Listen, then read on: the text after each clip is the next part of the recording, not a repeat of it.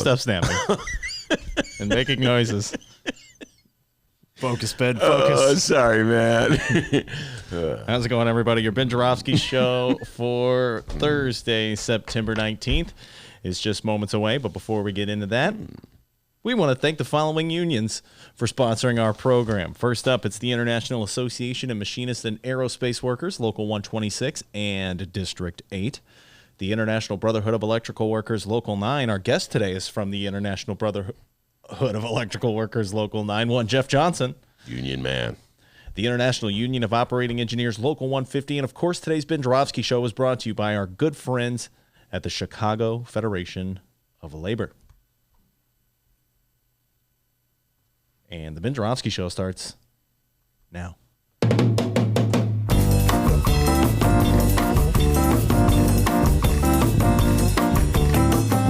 It is Thursday, September 19th. And live from the Chicago Sun-Times Chicago Reader Studio on Racine Avenue, this is the Ben Joravsky Show. Today on the program, in these times, writer Miles Kampf-Lassin is back. Union man and pension guru Jeff Johnson of IBEW Local 9. And we welcome David Feller and Illinois State Rep Jaime Andrade. And now your host, Chicago Reader columnist, Benny J. Ben Joravsky. Hello, everybody. Ben Joravsky here. We're calling this Family-Friendly Thursday. And here's why. First of all, before I get down to that, great news, everybody. I brought my newspapers. That's correct. Remember yesterday I forgot my newspapers? I was like, oh, my newspapers. I need my newspapers. D, what's it with me and newspapers, all right? I've been trying to figure that out for years. I love newspapers, and all the millennials make fun of me. Oh, man, they're so old-fashioned. And yet I love them. Look at all the newspapers. I got a Tribune. I got two Sun-Times. I got a New York Times. And my beloved Reader just came out. So I got newspapers everywhere. But I brought them yesterday. I forgot them today. I brought them. Everything's good in the world. And what did I discover in the newspaper? Well, this is what I want to talk about. Reefergate. Ooh. My beloved bright one, home delivered as always, Chicago Sun-Times, has a update on Reefergate. I talked about it yesterday. I may be the only person in the city of Chicago talking about Reefergate, D, and this has to do with the decision by the city of Chicago, the Lightfoot administration, not to allow cannabis dispensaries. How about that? That's what you call it, D, cannabis. Not reefer, it's cannabis, okay? That's what the grown-ups call it. Grown-ups call it cannabis. Remember Kelly Cassidy? Ben, I don't call it reefer. Call it cannabis. Okay. More likely to pass if people think of it as cannabis. Anyway, as you all know, everybody, the state of Illinois, in its infinite wisdom, passed a law allowing people to buy reefer, recreational reefer, all right? You don't have to have a medical excuse. You could just go buy it. So now the decision is which towns will permit reefer stores in there, and where will they put them in there? It's a big issue. Was it Naperville that voted no? I believe so. Well, Naperville, we need more study.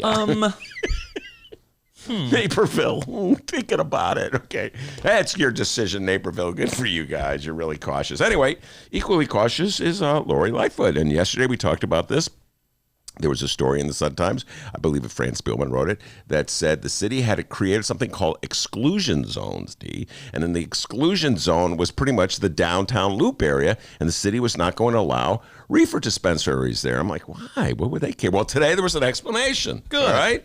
So good for the Sun-Times. They followed up on the story. I guess I'm not the only one who cares about this. Yeah.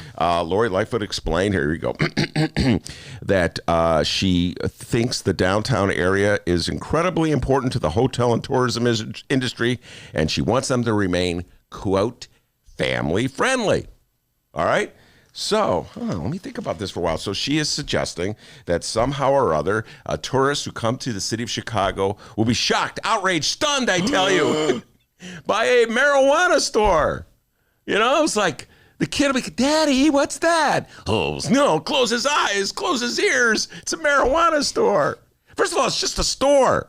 I mean, it's not going to be like in Venice Beach. But the first time I went to Venice Beach, which is a beach in California, hence the name Venice Beach, there was a guy in green medical scrubs who was standing on the boardwalk going, "Hey, man, the doctor's in." In other words, this is back before it was legal in California. But there was a doctor who had an office on the Venice Beach boardwalk. If you went in, he would give you some really short examination and come to the conclusion that you needed marijuana. What kind of shady business are you up to? Hey, man, I went in. The guy goes, do you suffer from any depression? Yeah, I got the blues. Bing, here you go. And then he gives you like a prescription. You go get it filled up at any drugstore, get all the reefer you want. But the thing was, there was a guy on the boardwalk in green scrubs, okay?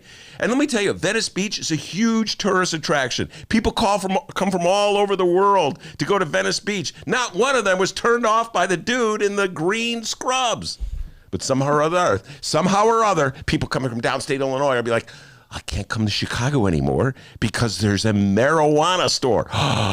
Ooh, marijuana. This is starting to remind me of Rauner.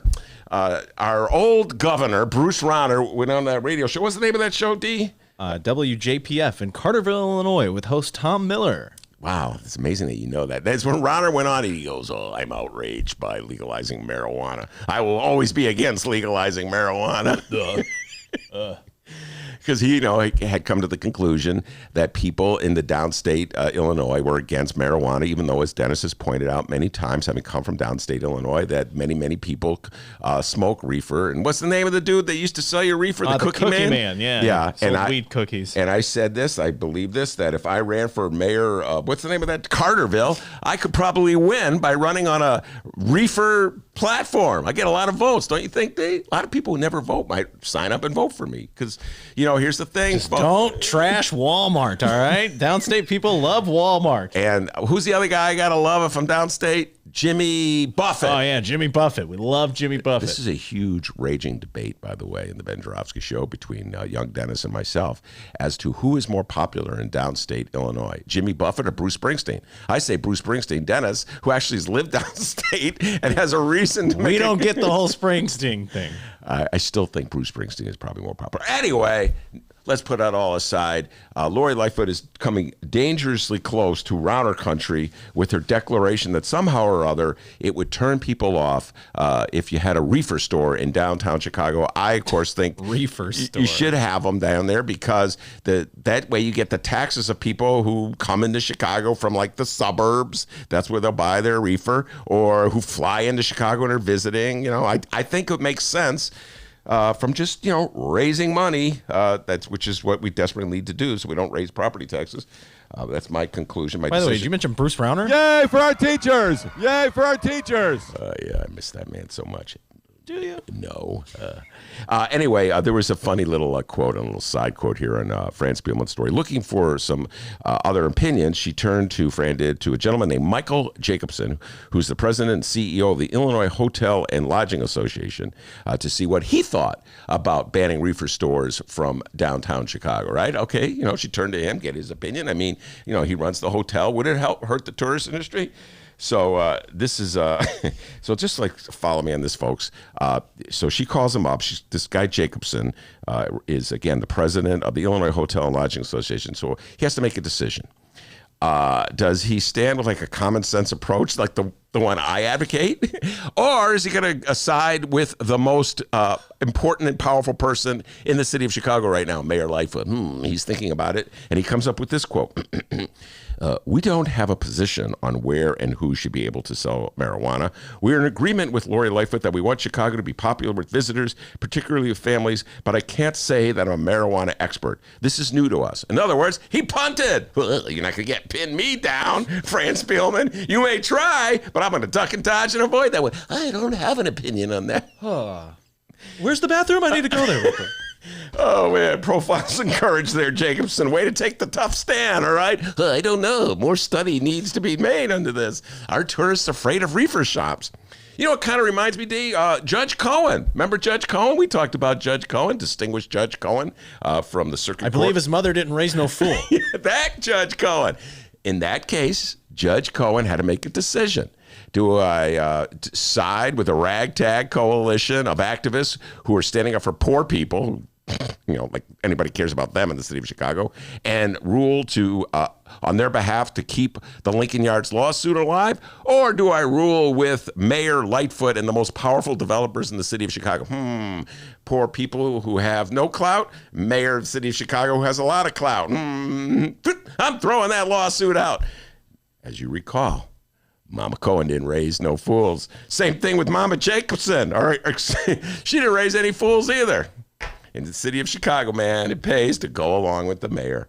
We got a great show today, everybody. Yes, indeed. Miles Kampf-Lassin is in the studio, in these times, ace reporter. He doesn't just go along with the mayor, D. We're going to be talking. By the way, Miles and I pretty much wrote the same column, Rip and Rom. How about that? We can big surprise there, and the direction he wants to take the Democratic. Now you should write an article about the chicken sandwich at Popeyes. Oh man, we got it. Thank you for asking me that. I forgot about. We need an update on Chicken Gate. Absolutely, Miles is the man. He knows everything. And of course, speaking of the man, Jeff Johnson knows absolutely everything about pensions. So we're going to bring Jeff Johnson in at 2 o'clock, talking politics with Jeff Johnson, union man Jeff Johnson, and then finally at 2:30, the political know-it-alls from the Northwest side, political know-it-alls, Dave Feller and State Representative Jaime Andrade will be in the studio. Guess what they're going to be talking about, D? Politics, and politics. Awesome. All right, a lot of political discussion. No sports. I may ask him about the Bears. Oh, man, I bumped into one of the Sun-Times editors. He was weeping. He was weeping about Mitch Trubisky sucks. I'm like, could have told you that. Anyway, all political, no sports talk, Yeah, right, come D? on, yeah. All right, very good. And before we get down to any of it, the doctor with the news. All right, everybody, we begin with what's happening in Chicago and or Illinois this afternoon. More details have emerged from Wednesday's city council meeting. We mentioned the harmonious portion of the meeting yesterday. The mayor and her aldermen agreed on scofflaws. Excellent. That's good. That was an important, very, very important decision. Yeah, but it got pretty ugly after that. More on that in moments. But first, Ben, we need to say congratulations to our good friend and Congresswoman, one Lauren Underwood. Congratulations, Lauren Underwood. She's moving up in the world. Moving on up. Please stop singing. The east side. Underwood has been appointed by, and Ben, I beg of you, please do not read us your notebook of love poems about her when I say her name. House Speaker Nancy Pelosi. Okay. Underwood has been appointed by Nancy Pelosi to serve on the Conference Committee of the National Defense Authorization Act. Underwood, who will serve as vice chair on the Committee on Homeland Security, just couldn't help but express her privilege to serve, saying, quote, "It's my privilege to serve." Okay. All right. Congratulations, Congresswoman Underwood. Anything else you'd like to say on this? Yes, I'd like to read this new poem I just wrote. Please don't. Nancy Pelosi, roses are red, violets are blue. You're the greatest. I love you. He loves Nancy Pelosi, guys. Come on, she's got a hard job, all right, D? Come on, give her a break. I've not always agreed with Nancy Pelosi, that's obvious, but she's got a tough job. She's trying to keep that party together. Not easy thing to do. If you're listening on the live stream, send your messages our way, all right? I have a feeling a few of my good friends out there are gonna burn. In other state news, and because we covered it so extensively on the show, we may as well put a button on it and mention this update. People, the numbers have been totaled. And don't tell the country band Confederate Railroad, but the 2019 Illinois State Fair is the most successful fair in Illinois state history, with over $6.5 million in estimated revenue. This year's all-time record exceeds revenue brought in for the 2018 fair by approximately $750,000. Take that, Bruce Rauner! Oh, yeah. And it surpasses the previous record of $6.4 million, which was set in 2013. And Ben, we have a quote from Governor J.B. Pritzker on the good news. Okay. What did JB have to say? Governor Pritzker said, quote, "I've had more fun at the state fair than almost anything else I've done in the past 8 months." Boy, I'd say, because, dude, you almost broke your femur partying so hard. I'm not a perfect person. The quote from Pritzker continues, "And I'm proud that so many families enjoyed everything the fair has to offer. And it's no wonder this fair is one for the history books. Do they sell marijuana at the state fair? No. No marijuana. Let me just say this. Congratulations, J.B. Pritzker. By the way, I think it was that butter cow that brought in all that. People want to see that butter Oh, cow. the 2019 Illinois State Fair butter cow? It's the butter cow, which has 9 hearts to represent the 9 essential nutrients in milk. That's right. It's made entirely out of butter, and it's a state fair tradition since at least 1922. Oh, Not sure why, but I love that clip. I love that it was 1922. Anyway, so maybe it wasn't the butter cow because that's there every year. More investigation is needed to know why are receipts up. But You hear anyway, that, Dan Mialopoulos? Let's look into that. Come on, Danny, take the deep dive. No, anyway, I'm really glad the state fair did well. I've still never been to a state fair. You been to the state fair, D? Yeah, we've talked about this before. Yeah, that memory on our host. That marijuana is catching up to me. Let's ban it from the loop. Bad for memory. Anyway, so congratulations, J.B. Pritzker, for doing a great job at the state fair. Although I have to say right now, as much as I like the job he's doing as governor of the state of Illinois, I do not believe him when he says it's the most fun he's had in 8 months going to that state fair. I think there was something else he had more fun doing. Like what? I don't know. He's probably... Let's speculate. Oh, definitely. Once Upon a Time in Hollywood. You know he loved that, okay? How do you know that he loved that? Well, I don't know. You don't know his taste in movies. The other day, you know what he loved? What? He was listening to Steve Miller's Greatest Hits, okay? And the Eagles. Awesome. Okay, so, he had more fun. And he loves water skiing. Doesn't he water ski? I don't know. No, remember he got in trouble? Speedboating, okay? So he rode his speedboat, and he loves horses, all right? Well, you're really downplaying the fun it is at the state fair. Have you ever had fun at the state? Yes! Okay. It's a state fair. There's fun, okay? I went to the one up in Wisconsin. I didn't like it. Didn't like it. It was all too many animals. Going to other states' fairs. Come on. I've never been to the Illinois. Maybe that next year I'll go. All right, the quote continues from Pritzker, but you get the point. The Illinois State Fair was a success. All right, now let's talk about what went down at that city council meeting. Let's get ready to rumble. Holy Lord. This little light of mine, I'm going to let it shine. And shine it did. Oh, my goodness. Oh, Lord. Illinois Politico is calling it her biggest public face-off with members of the city council so far. Chicago Mayor Lori Lightfoot called out 2 aldermen, Anthony Beal, Ben of what ward? 9th Ward. Come on, D. And Ray Lopez of what ward? 15th. All right. Come on. No phone. Lightfoot called out those aldermen as being out of order after their opposition to a mayoral appointment and Tuesday's top story locally when Mayor Lightfoot separately called for a ban on vaping without any public input. So let's unpack the appointment first. The following comes from the Chicago Sun-Times and Fran the Woman Spielman.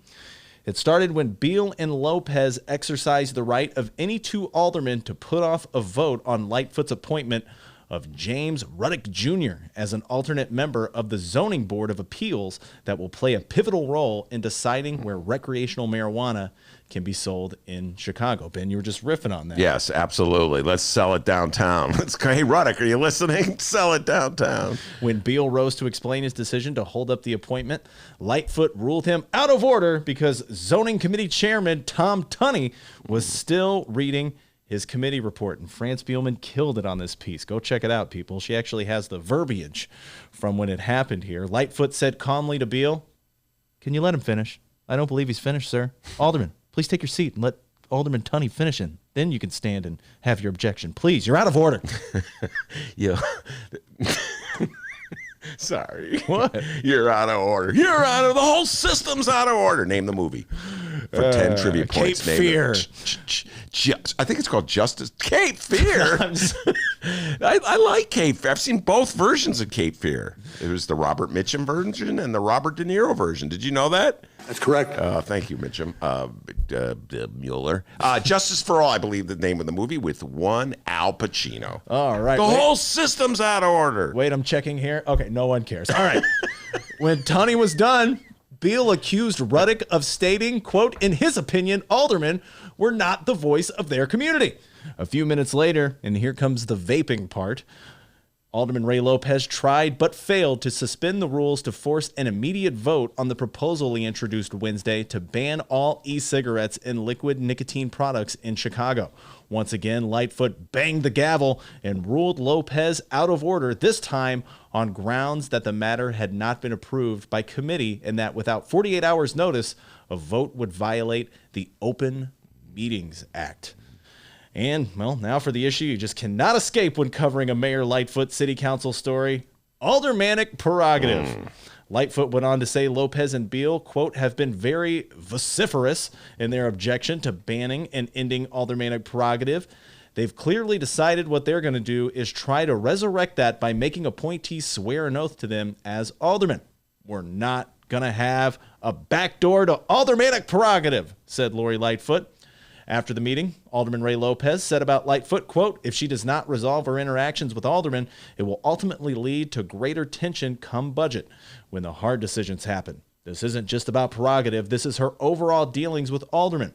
Assuming that sending us an email means we're in support of what you're doing, that's not how you work with us. If you take us as an afterthought, that's a dictatorship. Beal noted a silent majority of his colleagues are, quote, extremely fed up with not having a voice because Lightfoot is trying to suppress them.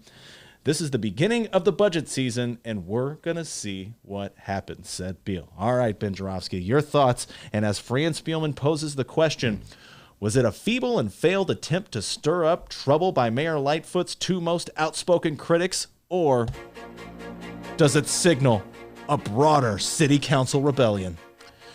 Let me think. I have to figure out what's the yes and the no. Yes, no. All right? Yes, no. I think I got that right. All right, so here's the deal, folks. It's one of my favorite. I think I'm going to write a column about this next week. It's one of my favorite topics. Do it.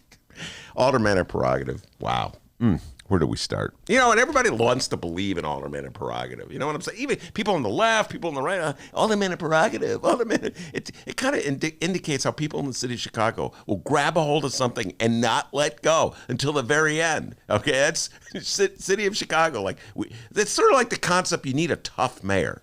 All right? I know I'm on a tangent here, D. We need a tough mayor. City of Chicago, we're going to elect a tough mayor because we need a tough mayor to handle tough things. So you know, these temperamental bullies, you know what I mean? So they get it locked in their head. That's what we need in the city of Chicago. That's how Chicagoans are. They get locked into things they can't let go. All right, aldermanic prerogative.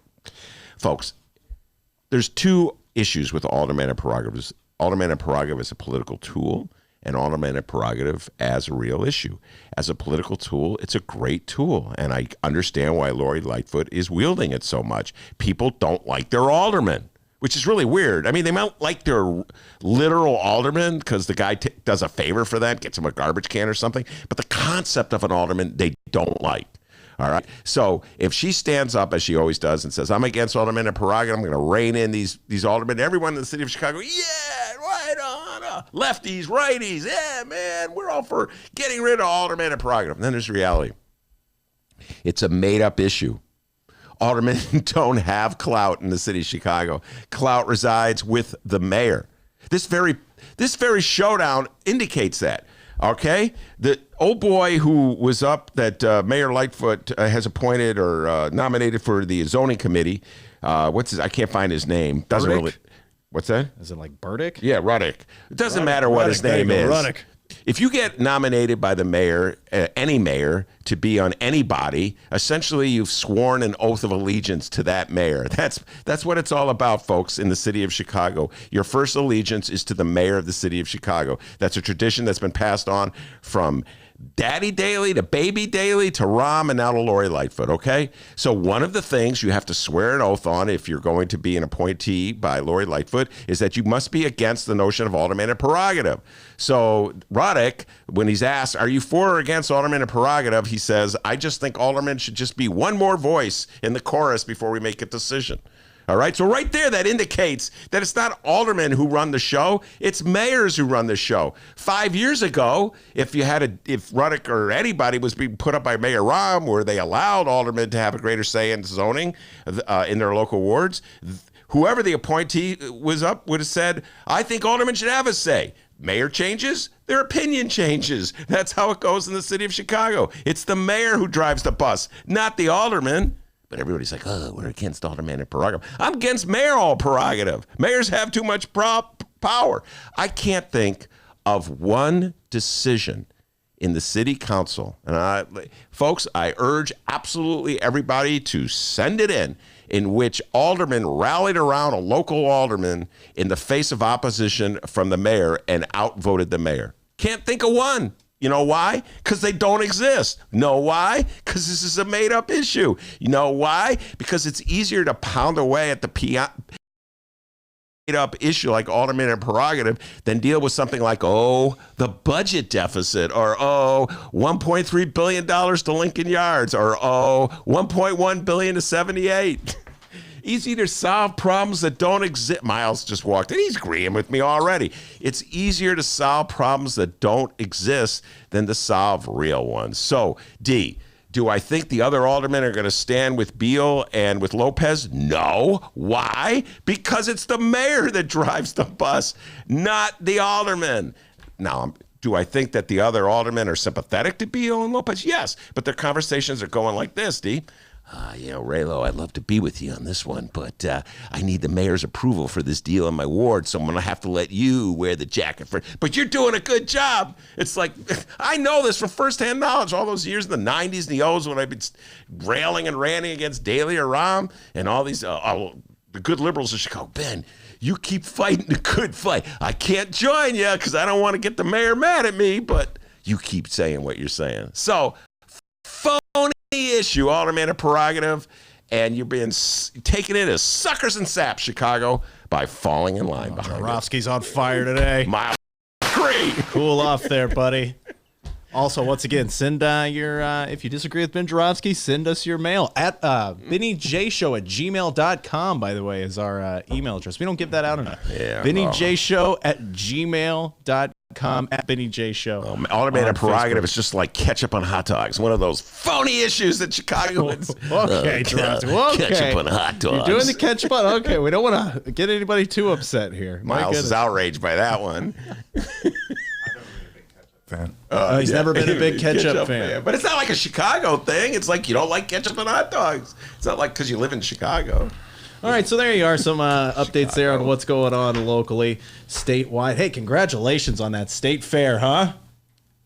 Oh, I thought you were going to play something. No. I'm really, yeah, it's great. We made $6.5 million, and the Butter Cow brought it in, and JB Pritzker's happy, so I'm happy. And next year, D, I'm going to go to the state fair. Oh, I was going to say, you're lying. Maybe. All right, hey guys, you can get the inside scoop on all things Chicago Bears this football season with the annual Sun-Times Bears magazine. Ben, have you read this thing yet? Yes, I love it. I have it. Of course, I'm a Bears fan. I was a little disappointed the Sun-Times at their big Bears party when we were doing our show. Oh, yeah, I know. I mean, people like cheering and laughing. Well, it was right before the first game, and they're like, we're going to win the Super Bowl. God, guys, I'm going to just break it down to you. The most important position on a football team is quarterback. I hate to be the bearer, no pun intended, of bad news, but the Bears have a pretty mediocre quarterback. Hate to say it, but it's true. Yeah, they always have. Dive into features of players. The punky QB back in 1985, Jimmy McMahon. Wow. All the way back then. I believe I was 2 years old. Sid Luckman in 1941 or whatever, all right? God, you have to go all the way back that far. Yeah, it's true. It's sad but true. Dive into features of players, coaches, games, and plays, and get excited for the 100th season of football. This collectible magazine is just what you need to get ready for this football season. You can order your copy of the magazine at suntimes.com/CST shop. That's suntimes.com/CST shop. Don't go anywhere because coming up after this break, Miles Kampf-Lassin is in the studio. Okay, not seeing a chicken sandwich. That's okay. Chicken update. One day we'll get a chicken sandwich with the update, but that's fine.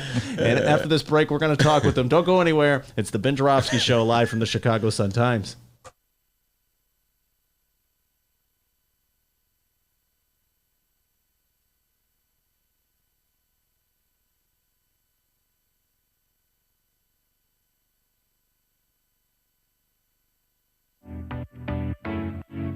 Attention Chicago innovators and creators, 2019 Chicago Ideas Week is coming soon. October 12th through the 17th, this annual Ideas Festival is back, and it's the largest, most affordable Ideas Festival of its kind. They bring in hundreds of thought leaders from around the globe and some local to share ideas and spark action all across Chicago. To get a better idea of what to expect, here's a bit of audio from last year's Chicago Ideas Week with special guest and Chicago comedian Cameron Esposito. Everything that I have ever tried to do has had two motivations. One is I really do believe in trying to create social change, and then the other one is I'm scared and alone too, so I would like for you to join me. You know, every job that I have, I try to make sure to hold the door open. That's like my motto for like if I get through, you're coming with me, and I believe in that wholeheartedly, and especially if I have more privilege than you, like I'm holding the door open for you even wider. October 12th through the 17th, it's 2019 Chicago Ideas Week. Tickets go on sale to members on August 22nd and to general public September 10th. Once again, if you're an innovator or creator in the city of Chicago or even outside the city, you must join us for Chicago Ideas Week, October 12th through the 17th. For tickets and event information, head to chicagoideas.com. That's chicagoideas.com, and we hope to see you October 12th through the 17th for 2019 Chicago Ideas Week.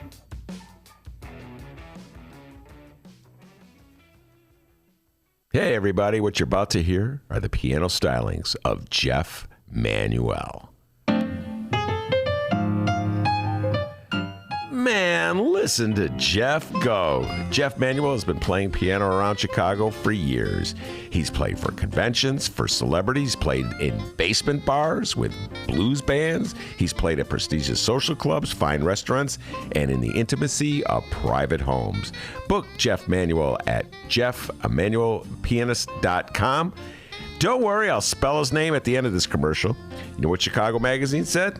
They said that Jeff Manuel is, quote, as comfortable with Chopin as he is with Cole Porter. He's excellent and his performance is joyous.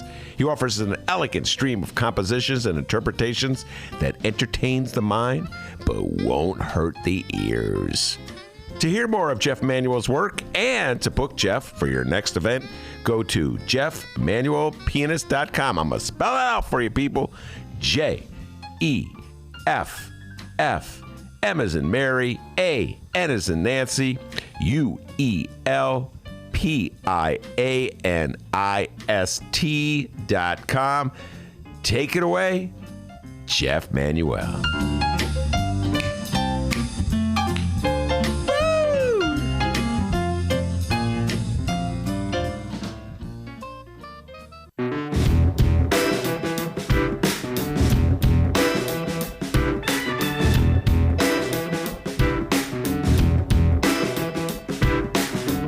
Welcome back to the Ben Joravsky Show, live from the Chicago Sun-Times. Miles Kampf-Lassin in the studio in these times, columnist, writer, Jacobin writer, columnist, award-winning journalist. But in the Ben Joravsky Show, the first question anybody ever asks when Miles walks into the room, hey, man, what's going on with that chicken story? And Miles, of course, just a brief update. You wrote an excellent column. I cannot extol its virtues enough for Jacobin magazine about the fact that Popeyes is making a fortune with their chicken sandwiches, is supposedly so delicious, but not cutting their workers in on the good times. Come on, Popeyes, spread the wealth. And then, since you wrote that story, it's like the jinx. I can't find that chicken sandwich. It's just, as a journalist, I want to taste it myself. Yeah. So what's the scoop, man? Could you get this sandwich, yes or no? Well, it might surprise some listeners to know I do not have an inside line on Popeyes. This guy's like, this story, man. He just won't let it go, will you, Ben? Well, what I have heard, though, from some people is that there are some locations in Chicago where you can still get it. I do know that the one on Diversity in California, that's kind of my go-to Popeyes. No chicken sandwich still. And I did actually, I'll go to show, my detractors might say that I have, I'm lifting up Popeyes by, writing a positive story about the sandwich while criticizing the company. But I went there to try to get it. They were closing up. And, this is a situation, it might be, a millennial kind of situation, but I, was trying to still get some Popeyes. I knew they didn't have the sandwich, but I wanted to have it anyway. So they said drive through, and I was on my bike, and so I tried to go through. They let me order. Once I got to the window, no service because I'm on a bike. Oh, so they're, damn. Whoa, wait, discriminating hold on. against people that don't drive cars. I thought they didn't want people driving cars. So I tried to go through on my bike. They say no. Wait, time out. So if I had an inside line on Popeyes, I think they would have served me some chicken. Right, they didn't give me the chicken. I did not. Is that a policy for all fast food restaurants? If you're on a bike, you can't go through the drive-thru? I guess so. I did it once. They White Castle did it once for me in 2007. You remember? I remember the date well. It was have you tried and been rejected? Yeah, I think that same White Castle 2 days later, like, yeah, we can't do this, dude. Damn, it's like Matumbo. Rejected. Sorry, One guy, I got to give a shout out to a good Samaritan who gave me one time, it was a similar situation was happening at a Wendy's. The Wendy's over on Division in Ashland, and he saw me looking dejected after I got rejected for my Wendy's order. He was in a Cadillac, and he let me get into the car and drove around. He'd already gotten his food, and he drove around again so I could order it. So that restored some faith in humanity. That was years ago. That was like the Larry David episode, or a tangent within a tangent. I don't know if either one of you saw it, where he wanted to take the carpool lane to the Dodgers game, so he picked up a prostitute. And he paid her just to sit with him. In the carpool lane, You saw this one? Yeah. That's hilarious. You see that one, D? It's hilarious. Maybe the greatest episode on it. All right, let's get down to business, Miles. Yep. So let's start with the fact that the two of us, great minds think alike, each wrote columns of blasting Mayor Rahm. I've talked about it on the show here as well. And aside from the fact that he's such an unlikable human being who's now been positioned by ABC as the sort of the voice of centrist Democrats, what I'm most concerned about, what I wrote in my column, is that Democrats should not follow his advice. I think it's like leading us down a path I've always voted Democrat. I call it my beloved Democratic Party, even though I'm usually at odds with them. But I believe, Miles, that the advice that Rahm Emanuel is offering Democrats is advice that could lead to a guaranteed loss to Donald Trump. Yeah, well, I think you made the very important point that he's essentially trying to tamper down excitement around the things that are getting people excited this election season, which is the type of big, broad redistributive programs, things like Medicare-for-all and the Green New Deal that have been getting people out in the streets, that have been getting people, knocking on doors to support these types of policies. Instead, what he's proposing is, for one thing, a much more tepid approach to public policy, which would be things like strengthening Obamacare, which is never actually really explained, and casting off these more, bold transformative policies in order to not scare off this mythical, maybe Republican, maybe could turn Democrat voter somewhere in the suburbs of Pennsylvania or something. That's constantly been the cudgel that has been used by these centrists to say, nope, don't go too far because you're going to turn off those people. Whereas we can see that there's, as you make the point, there's so many people that don't vote that could be brought into this political process if they saw somebody who represented their, political priorities and goals on the campaign trail. And instead, saying, and what I pointed out, if you watch the Democratic debate, you saw during the first break that they had on ABC, they immediately turned to Rahm and they asked him, what's your takeaway? And he said, well, I think Joe Biden brought a lot of energy. That's what he said. So I know I'm not alone. Clearly Joe Biden is still high in the polls. Yeah. I'm not saying he's cratering or anything, but it's difficult for me to imagine that you look at that and you think anything other than this guy's in the bag for Biden. And it's because his lane has narrowed so much, right? Because the only top contenders right now are Warren, Sanders, and Biden in terms of like consistently polling high. So where else does he have to turn other than to go with Joe? It does kind of remind me of those moments. They're dark humor about like Yugoslavian. This is way before your time, but like Yugoslavian politicians extolling Tito as the guy was like he was dying. It was a long, slow death. He was very old. He had amputations. But the president is looking in great shape. And Rahm.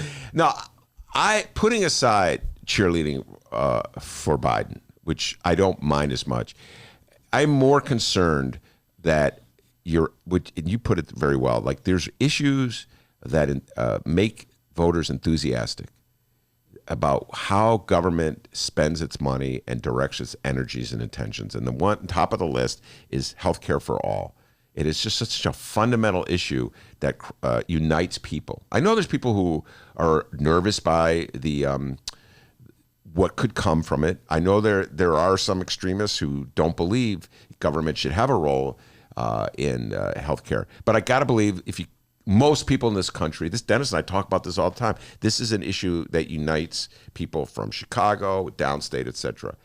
And the Rahms of the world are really trying to drive the Democrats away from that. Who, in your opinion, is sort of winning this battle, this internal battle in the Democratic Party? Well, there's no doubt that the left is winning in the issue of health care. By and large, we can see in polls that show that that 70% of the American public is now on board with universal health care. That includes 83% of Democrats. That's overwhelming. That shows that people are ready for this. That's what they want, and they're sick of half measures that has been consistently what's been offered by the political establishment. Also, we see that even groups like Third Way, which is this corporate-funded centrist Democratic think tank that recently it was revealed that the Koch brothers were funding, but this has been one of the key think tanks at the heart of Democratic policymaking for decades now. And they're very close with the Bidens and Rahm Emanuels of the world, that they basically offer these type of tepid proposals that I've been referencing before about things around carving around the edges of these policies rather than trying to put forward universal ones. They even now are in support of a public option, which they were not before, because of how far the pendulum has swung to the left. They're still, they're cynically doing that in order to resist a move towards full universal health care. But even that shows, and Joe Biden is talking about a public option. That couldn't even get passed under Obama because of people like Joe Lieberman, who, did everything in their power as Democrats, supposedly, to block it from happening, and instead really solidify this private health insurance market that, as we've seen, there's no way to make a private health insurance company provide health care when their primary motivation is increasing their profits. And that necessarily means to hiking up premiums, hiking up deductibles, while at the same time not allowing care for people that can't afford it. So I think that that's really the core issue here. And there's no doubt in my mind that the Medicare-for-all argument is a winning argument. But Rahm Emanuel he's working for an investment firm. So now everybody knows this because it was in big news in the papers. But after he left his job as mayor of Chicago, he got 3 jobs. Actually, he got a job as a contributing editor at the Atlantic, where he's writing screeds about corporate abuses of elites in American society, just mind blowing. But then he's got this job at ABC News, where he's a contributor and he's giving these tired, backward takes about the wonders of centrism. The other job he got is an investment bank, and that investment bank, he's talked about it. He works directly with clients, and a number of the organizations he works for are in the healthcare industry, and they are making money off of this private health system, and they stand to lose tons of profits from a Medicare-for-all system that would effectively remove that profit motive from providing healthcare to the American people. So he has a personal interest and stake in this fight too. It's not just ideology. It also comes down, I think, to where he personally stands to lose money, because Lord knows he made $16 million in just a few years when he was an investment banker working with Bruce Rauner, as we know.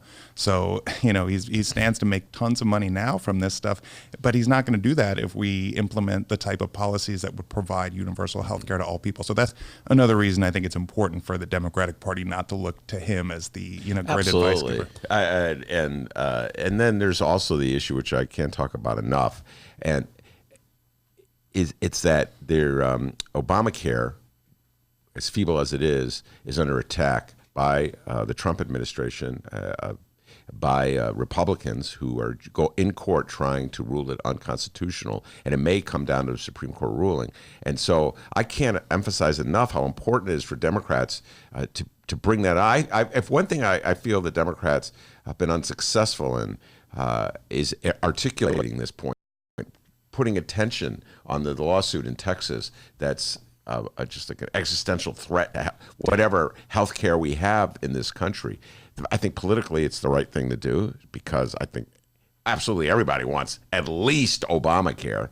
And I also just think morally it's the right thing to do, because we don't want to have a country where, people have no access to health care at all. So, yeah, I get a little nervous when I see folks like Rahm articulating this bizarre Republican view on health care, while the creation, Obama's greatest creation, is under threat. Yeah, well, and I think that, the advice that Rahm initially gave the Sunday before the debate. He was on ABC's This Week, their morning program, and if you remember, what he said there was a Republican talking point. It was incredible to hear, but he said 150 million people will lose their health care under Medicare-for-all. Yeah. It's obviously, it's not only a blatant cynical lie, it also speaks to the fact that this is, they'll go to any lengths now to use scare tactics. That's basically like death panel talk, which is what the Republicans are supposed to be doing, not the, and on that panel, he was supposed to represent the left, he was sitting next to Chris Christie, and yet they were in agreement on that. Of course, Medicare for All expands, not only does it expand healthcare, it makes it a right. It says you get it at the point of service for free. You're not paying anything. Mm-hmm. And the way it would work is very simple. It would work by expanding Medicare, and it goes over 4 years. So the first year would go down to 55, the next year 45, 35. So you bring everybody under a system that's already there. It's not as if we're inventing something completely new. It would just be removing the private market through expanding a public program. We've seen that a million times before. I mean, public transit, look at that. That was not always public. We decided that transit was a right that people that lived in a city had to get around. Then they would not have to pay up to the moneymakers to get it. The same should. It's so, it's unbelievable to hear somebody who's supposedly the, spokesperson for the Democrats saying 150 million people are going to lose their health care, when we know that there's 30 million people without health care. There's millions more that are underinsured. It's incredible. No, I think ABC TV, if you're listening, you could do a better job of having like a balanced panel than having Rahm Emanuel and Chris Christie. If you're going to have Rahm Emanuel, have him with some lefty. If you're going to have Chris Christie, have him some lefty. But don't have two guys who are basically cut from the same cloth. And don't mistake what we're saying. Keep Rahm Emanuel. We need the content. Yeah, I know. Yeah, well, that's the other thing. As I put out in my column, oh my God, he's back. I'm back in business. All right, let's get down to shift topics here a little bit and talk about the GM strike, which has been going on since, I want to say, I've lost track of time. Monday, okay. Well, technically, the end of the day on Sunday. Sunday, yeah, that's when I first saw it. Explain what's going on with GM. Well, this actually links directly to what we were just talking about, because there's the news on the strike. So the strike began late Sunday night, early Monday morning, and it's the biggest strike of its kind in 10 years. There's nearly 50,000 workers right now out on strike. These are GM workers at 50 plants that are, right now they are living off of $250 a week. That's off of the strike fund, because obviously they're not getting paid while they're on strike. But you know what? They're demanding better wages. They're demanding better working conditions. They're demanding better health care, because right now what the GM just did. So GM is a company that made $11 billion in profits last year. That's billion with a B.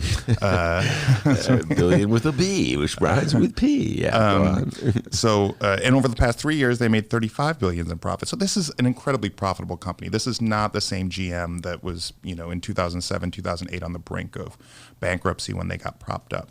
When that happened, and back in 2007, they made a number of agreements, basically concessions the workers did to allow it two-tiered system. That basically means that the company can pay different amounts of money depending on people's seniority, where they are in the company. That also, they started to increase their temp workforce. So there's a lot of temp workers working now. And they made a number of concessions that they're now trying to win back. One of them apparently is reportedly we don't know exactly what is being offered. They're not being totally public with their bargaining right now, but they say they're trying to move up from employees paying around 3% of their health care to paying 15% of their health care. We know also that employees generally pay upwards of 25% of their salary going into, or their income going into healthcare costs. When people like Rahm Emanuel and Joe Biden make a case that people want to keep their health care and that they get good, they love their health insurers, that is, it boggles the mind when you think about how much people are already putting of their own money just to keep basic health care. And right now, these workers, these nearly 50,000 workers, were just stripped of their health care in a moment because their employer decided, you're on strike, we're not going to pay your health care anymore. So, these are people demanding basically better working conditions while their company is making billions of dollars in profits. The CEO is making nearly $22 million a year in salary, the CEO, Mary Barra. So, they clearly have some money to throw around, yet it's not being distributed to the workers. And as a result, they were all just stripped of their health care. They're now paying through COBRA because they cannot get employer-sponsored health care, the same type of health care that Rahm Emanuel and Joe Biden brag is so great and that people want to hold on to. It turns out they can't, and under Medicare-for-all they could. So that's, I think, an important element of this strike as well. Well, and this gets back to another talking point that has been articulated by some centrist Democrats in these debates, which really infuriates me, and that is that they are standing up for unions when they say they're against Medicare for all, because unions have fought hard to negotiate for health care plans, and so they don't want to throw those union members under a bus. As you can see, this is ongoing negotiations. Your health care plan that your union negotiates for you is probably only as good as the length of the contract, and then it's subject to more negotiation. Speaking of which, Jeff Johnson has just entered the room, and so the notion that that there's some universal great healthcare plan that a union-backed labor force has is erroneous. That's only as good as the contract, and generally, an employer will try to change the contract at the end of the contract during negotiations to make it more beneficial for him. So this notion that somehow or other you're standing up for unions by being against a healthcare plan for union employees is just so ridiculous and absurd. I wish Democrats would stop articulating And to me, it. it's such a strange reading of history, because this is not, a private employer-sponsored healthcare is a fairly new phenomenon. Well, I mean, it kind of came to be during World War II when there were restrictions on negotiating over actual wages, and so the primary objects of negotiations became other issues such as healthcare, and through that, the non-unionized workforce tried to follow suit, because, as we know, unions set the standard for wages, for working conditions, for benefits, for all of these things. So, unions would negotiate better healthcare plans because they couldn't negotiate over wages. The private workforce a non-unionized workforce would follow suit. And that's how we got this system of employer-based healthcare, because Truman tried, and we know that the AMA and all these different groups fought brutally against a national healthcare system. And so we've been left with this clearly completely inadequate system for providing healthcare to workers, to all people. And that's what is being defended by somebody like Joe Biden when he says, we're going to screw over union workers if we implement Medicare for all. No. That's not the entire idea of providing healthcare for all people is about saying we are going to take that standard and we're going to apply it to all people. And if you look at a plan like Bernie Sanders' Medicare for all plan, it says that any of the cost benefits, so, obviously contracts right now include generous healthcare benefits, right? And so if that was spread across, the idea is, union members would lose out. Well, there's parts of that legislation that say no, whatever employees might lose out, that would have to be compensated by the employer to employees in terms of actual benefits to them, so that they would not be losing out by a Medicare for all plan being instituted. So there's no way to argue that workers are going to lose out by this plan unless you actually don't want to see universal health care. Yeah, absolutely. And there was another article I saw. Where was it? I saw in the New York Times. Steve Greenhouse. I don't know if I shared this with you, Miles.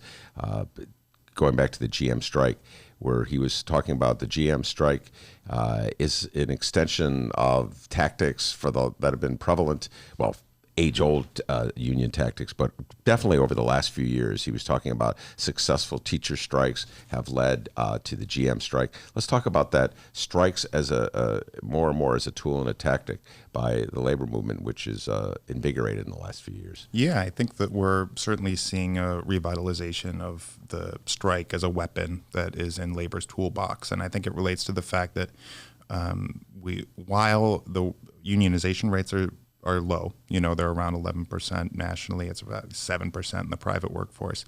The approval of unions is at a 15-year high, and people are more likely to say they want to join a labor union now than they have in over a decade. So, there's public support on the side of unions, and also strikes beget more strikes, and that's a point that Stephen Greenhouse made, and that can be seen throughout history when we saw this massive strike wave back in the 30s, 34, that helped lead to there being a Wagner Act, there being NLRA. There would not be the type of labor legislation that existed in America for much of the 20th century had it not been for strikes that pressured employers to say, hey, we're going to have to negotiate and change how we interact with our workforce.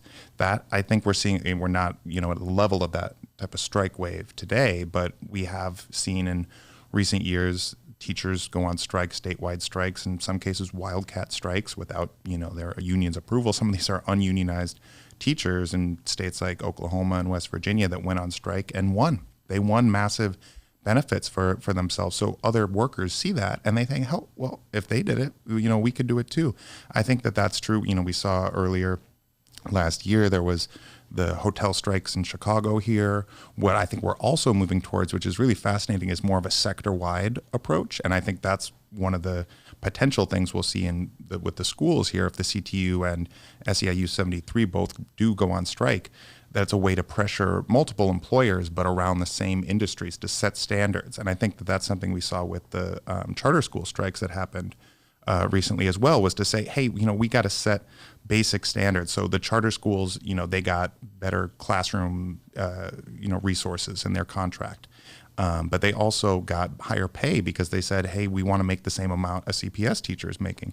Now CPS teachers are saying, hey, we want to get the same classroom standards that these charter school teachers that are also covered under our union have. So it's kind of a sector-wide tactic, and it comes through the strike. And I think that it just goes to show that's the one part of what workers are able to do that can't be replicated through any other tactic, is withholding their labor, because it shuts down the production. And we're seeing it at GM. They're losing $50 million a day, and yet they're continuing on this not to settle this strike because they know they don't want to give their workers more power. Yeah, no, and it's a very important issue that the workers have walked out on, and that is the issue. All right, we made concessions when times were tough. We helped save this country, this company. And now the company's benefiting. The time the time has come to make good to us. And it's kind of hard for me to argue with that logic. You can't keep asking people to keep the same concessions they already made. It just, if the money's just going, it's not coming to them. It's going to the shareholders. The shareholders, the business owners, the CEO. And the CEO is making over $20 million a year. That's a pretty padded salary for any executive anywhere. And to say that what people will often say about auto workers is that they make high salaries, and it is true that a number of GM workers, a large section of which make about $30 an hour, which is a decent salary. But that's not that's nowhere near $20 million a year. And it takes about 8 years now to get to that point. And you have to go through, training. And many of these employees are hired on first as temps, where they're making around $15 an hour. So about half of that $30 wage. And that's, it's not as if these are, these people are riding yachts around in the, Lake Michigan or something. These are people that are hardworking every day, and they are, what they're demanding is basically to have better healthcare and better wages. So I think that we will see more of this strike activity as we go forward. It was just announced recently that Kaiser Permanente, the healthcare industry, over 80,000 workers are set to potentially go on strike in mid-October, which would be the biggest. I think that'd be the biggest strike since the '97 UPS strike. So strikes beget more strikes. People start to see how much they can win, and how much they'll have the public on their side. I mean, that's the real thing that I think that is the legacy of the 2012 CTU strike, is that the reason that the teachers won that strike and were able to, hand this huge defeat to Mayor Emanuel was through getting the public on their side and showing that, we're not going to just bow down whenever you want to make a backroom deal or something. No, we can rally public support, and the public right now is showing that it is more and more on the side of striking workers than they are on the side of bosses. All right, very good. Miles Kampf-Lassin, thank you so much. Jeff Johnson's on deck. We're going to bring him on. Miles, before we let you go, one more time, tell people where they can find you, where they can read your articles and your columns, et cetera, and so forth. Please follow In These Times, inthesetimes.com. I have a story up right now on the housing plan I talked about a couple weeks ago here that People's Action put out. It's called Here's the Radical Housing Plan that all 2020 candidates should get behind. And it basically lays out the pretty bold, radical proposal for housing. Bernie Sanders recently released his housing platform, was closest thing yet to that, but other candidates are still out there and they could still get on board as well. You can also, I have my story, No Hugs for Rom is what that column is called. It's at Jacobin, so feel free to read that. That was kind of, I wrote it the night of the debate. I just had to, I saw it, yeah. I saw it when I was writing mine. I'm like, oh, great minds think alike. So yeah, please look that out. And, I got to apologize. I made a poor prediction on the Bears opening game about, terrible, man. Just know that, it doesn't. All right, well, here you go. Who will win Monday night? Bears versus Washington. I've got no faith in the Bears anymore, but I do. I jumped off that bandwagon. I do like that Eddie though. The kicker? Yeah, the kicker's good. Too bad he can't play quarterback. Anyway, all right, Miles, he jumped off that band. Bears are going to win Wednesday. You heard it here first, folks. Bears I'm waiting win. for the Bulls season to start. I can't wait for the Bulls, my beloved Chicago Bulls. All right, thank you very much, Miles. Jeff Johnson, the immortal, the legendary Jeff Johnson on deck. We're going to bring him on when we return. This is an awfully big body of water. We're looking for a needle in a haystack. And we're talking about a needle that moves constantly. He's checked the floating traps he hand curated. Right now it's a combination of drumsticks, rats, and smelt. Yum. Well, as far as the gator goes, that's a pretty good offering. We're hoping that the wind blowing the scent across the water will catch his attention. We're all speculating on whether he grew up in somebody's, bathtub or backyard or something. He's enjoying the 5 feet of water. He probably was raised in 6 inches. If we can find the animal, we can capture the animal.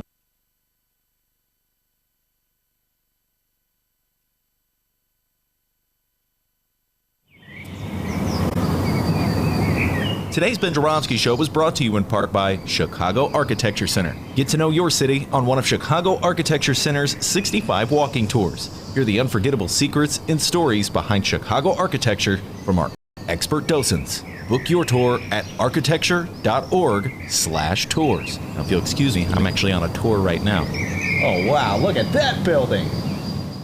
Get a special discount for Illinois residents from July 15th to August 15th. All Illinois residents get 50% off select walking tours. Visit architecture.org/IL-resident.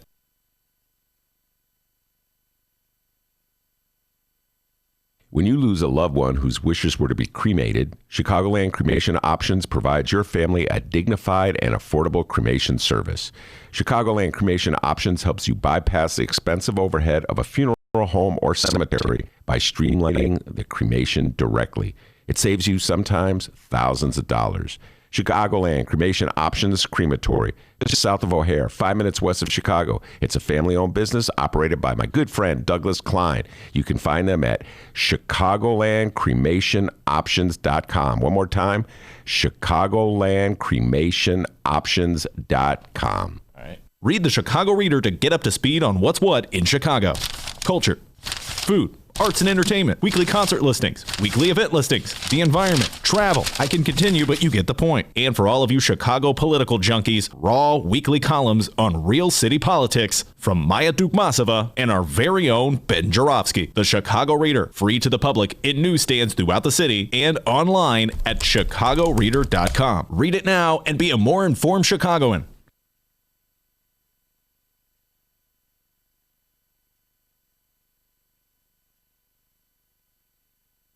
Ladies and gentlemen, my first guest tonight spent 3 terms in Congress, 2 terms as mayor of Chicago, and as the former chief of staff to President Barack Obama.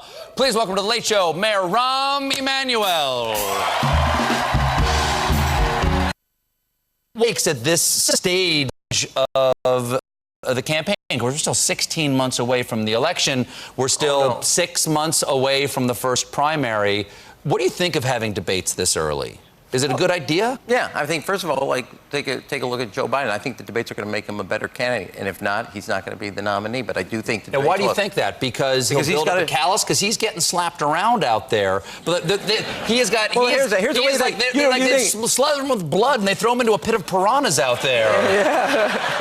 I'm not saying that he can't hold his own. What I'm saying is that they are going for him hard. Here's the thing you got to know. Yeah, they are, but that's good for Joe because he has to prove he can take it. Because it's not like Trump's going to go easy on you. Mm-hmm. And the second is, if you can't handle the campaign, trust me, it's not like it gets easier in the Oval Office. Mm-hmm. Okay, so how you campaign is how you govern? Now, if you can't handle the campaign, there's a best preparation because that in the Oval Office, it is all incoming 24/7. I mean, Kennedy had this great quote: when you're president, you have to choose between bad and worse. You got to be able to take it constantly. It's coming at you at every way. You got to have really an excellent chief of staff, really good chief of staff. That's number one, okay?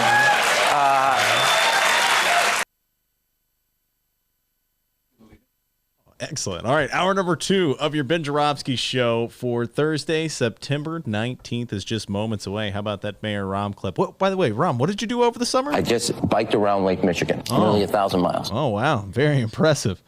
All right, the show's about to start here, but first we need to thank the following unions for sponsoring this program. First up, it's the International Association of Machinists and Aerospace Workers, Local 126 in District 8, the International Brotherhood of Electrical Workers, Local 9, the International Union of Operating Engineers, Local 150, and the Chicago Federation of Labor.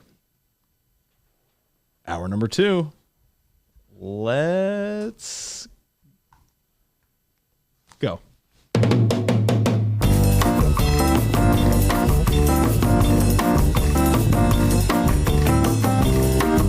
It is Thursday, September 19th, and live from the Chicago Sun-Times Chicago Reader Studio on Racine Avenue, this is the Ben Joravsky Show.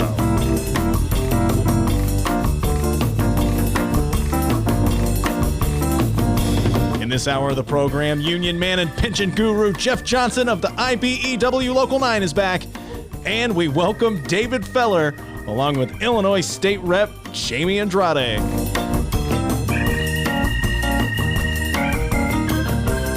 And now your host, not an Illinois State Rep, Chicago Reader columnist, Ben Joravsky. Jaime Andrade and Dave Feller will be in the studio pretty soon. The Northwest Side political know-it-alls. Can't wait to have him back. It's been a while. Jeff Johnson, the man, the myth, the legend, the pride and joy of Lane Tech High School in the studio, knows more about pensions than anyone alive. I'm going to grill him. I don't know about that. I'm going to we're going to take the deep dive on pensions. You scare me on that. And so we got Jeff Johnson sitting there. He's a huge, for some reason I don't understand this, Denver Bronco fan. Yeah. I'm not feeling that at all. I'm a Bears fan, even though I really frustrated with their quarterback, Jeff. This quarterback thing is worse than the pension crisis in the city. Well, that's what I mean. Bears fans, if you ask their priorities right now, Chicago Bears, crime, pensions. Yeah. Wait, just before we go to D's got an update, but before we do that, you're from Chicago. You went to Lane Chicago Tech. Guy, yeah. Chicago through and through. What I think was, as a young age, I was always, if you said up, I'd say down. And my dad was a big Bears fan. And if you look at the timing of it, I was probably 4 or 5 when Elway was a rookie. I latched on to the Orange Crush Broncos, and ever since then, I was a season ticket holder for Denver Broncos for Wait, you live in Chicago? 6 years. You would commute? I'd go out there on the weekends, but 4 kids and. That's insane. Yeah. Okay. Well, when Southwest was $59 flights each way, you could kind of pull it off. All right, we're not. Dennis always gets mad when we talk sports, but the first time I ever saw Jay Cutler, he was in a Denver Broncos uniform. I was with my friend, and we were actually at the bowling alley. I go, this guy is really good. He was the next Elway until he had it was a losing record his entire pro career. He was the next Elway until he wasn't the next Elway. Exactly. There's only one John Elway, and I was rooting for Elway in the Super Bowl against the Packers. There you go. Because I cannot stand the Green Bay Packers. But I love you cheeseheads up in Wisconsin. Don't get me wrong in that one. All right, D, what you got for me? I'm more of a Brian Greasy guy myself. There you go. Greasy. Wow. Good for knowing that. There's a good chunk of football, like the early 2000s, I know a lot of. All right, for 10 trivia points, who is Brian Greasy's father? Oh, come on. This is a softball. Oh, Jim Greasy. Oh, my God. Come on, man. Jeff Johnson, take it away, please. Oh, I didn't know the dad's name was Greasy, but I blanked that. Miami Dolphins quarterback. That is correct. Bob Greasy. Bob, there you Played go. his college football at Purdue. Come on, boys. Let's get in the game. All right, non-sports fans, hang tight. Don't tune out, exactly. okay? Just lost all your followers. All right, just don't tune out, okay? We got a lot of political 2019 current that's stuff to right. talk about, okay? 7:20 a.m. All right, so yesterday it was the city council meeting, and boy, that got ugly. Tonight is Lori Lightfoot Budget Town Hall number 3. And it's going to be at George Washington High School. It starts at 6 p.m. And people, you'd better believe we'll be covering it on tomorrow's program. I'm going to ask you guys here anything you're expecting from tonight's Budget Town Hall meeting. What am I expecting, or what do I hoping? want? What are you hoping to hear? Lori Lightfoot stands up and says, I am not going to raise property taxes. Yeah. I'm going to find more progressive forms of revenue. No more property taxes. That is killing people in the city of Chicago, Jeff Johnson. And I know you're in the front lines of this because you got to deal with pensions. But property taxes are really slamming people hard. And so, wait, she's going to say that, and then she's also going to follow it up with no more TIFs. Yes! Right? Oh, Exactly. Oh, man. No, man, listen, here's the dilly with the dally with the TIFs. And I've already put this out here. I've said this on the show. I put it in the... Listen, if people aren't going to complain about them, then my advice to Lori is just to create more and then use the money created by the TIFs to pay off the obligations. If people are going to pretend that it's not a tax hike, Jeff Johnson, if people are just going to go along with it, and then and the aldermen are going to go along with it. You know, aldermen will vote for any TIF deal you put in front of them. But if you put if you say, we're going to raise property taxes because we have to pay police and fire pensions. These people are first responders. They stood in the line. They exposed themselves to risky situations. So we're going to take care of them by raising your power. Oh, no. There was but if you tell people we're going to create a TIF and it's a magical little tool that won't raise your property taxes. Oh, boy. You know what I'm saying, man? Yeah. So you know what? If we're going to have TIFs, put them to practical use. Create more TIFs. Use the money to pay basic obligations. That is my opinion about TIFs now. I've raised the white flag. Yeah, Jeff exactly. Johnson. Yeah. I can't beat them anymore. But definitely don't throw it away in projects we don't need. Already gentrifying neighborhoods. Don't get me started, Jeff Johnson. Anyway, that's what I expect. That'll be, by the way, Washington High School, I don't know if you know this, is in the 10th Ward on the far southeast side. And so that's Sue Garza country, our good friend, Alderwoman Sue Garza. Ish will probably be there, who's a frequent guest on the show. So anyway, I'll bet you it'll be an anti-property tax crowd. What do you think? Down there, yeah, exactly. It'll be property taxes and crime. I know some of the past ones, city workers have gotten beat up a little bit, but not too bad, But it'll be standard, taxes, crime. What can you do for me type thing. Were you at the first one she had in Jefferson No, Park? I was not. And I heard mixed things about it, to be quite honest. I thought it'd be a lot more favorable crowd, and it wasn't. It was it seemed like middle of the road crowd. Yeah, favorable. When you say favorable, what do you mean? Favorable to? Oh, I'm sorry. Favorable to city workers Yeah. and in that area. And there were some people that got up and said, all city workers should be in 401ks. Can't you just fire them today and stuff like that? Chicago. Okay. Just fire them. Just fire them. Yeah, just fire them. Who's going to drive the trains and buses? Yeah. All right, just fire them. Do you want water out of your sink? I mean, yeah. Just fire them, man. We could save money by firing them. All right, let's start with pensions. There was a story in yesterday's, I guess it was yesterday's, I saw it today, Crane, Chicago Business. A little shout out to my old pal, Greg Hines, my old poker playing pal. We played poker together many years ago. Greg Hines wrote it about the whole issue of pension consolidation. Oh, yeah, Explain this one, Jeff. So there's two different things going around, and I did see the article, and I'm familiar with the state side a little more than the city asked to it, because a part of the headline I think was Lori gets shot down. But the state side is there's a lot of 650 downstate police and fire pension funds. I think they call them Article 3s and 4s in the state constitution. And what they're talking about doing is consolidating all of them into one big fund. And this is, there's supposed to be a report out end of summer on whether or not it's feasible to do it or et cetera. My very 30,000-foot view on that is that you're going to consolidate all these 650 pension funds, and then you just did something to fix pensions. And people, the average citizen's going to look and go, well, hey, they just fixed pensions. But it's putting perfume on a pig, though, because they're going to merge all these pensions and all these individual cities. Where are you from?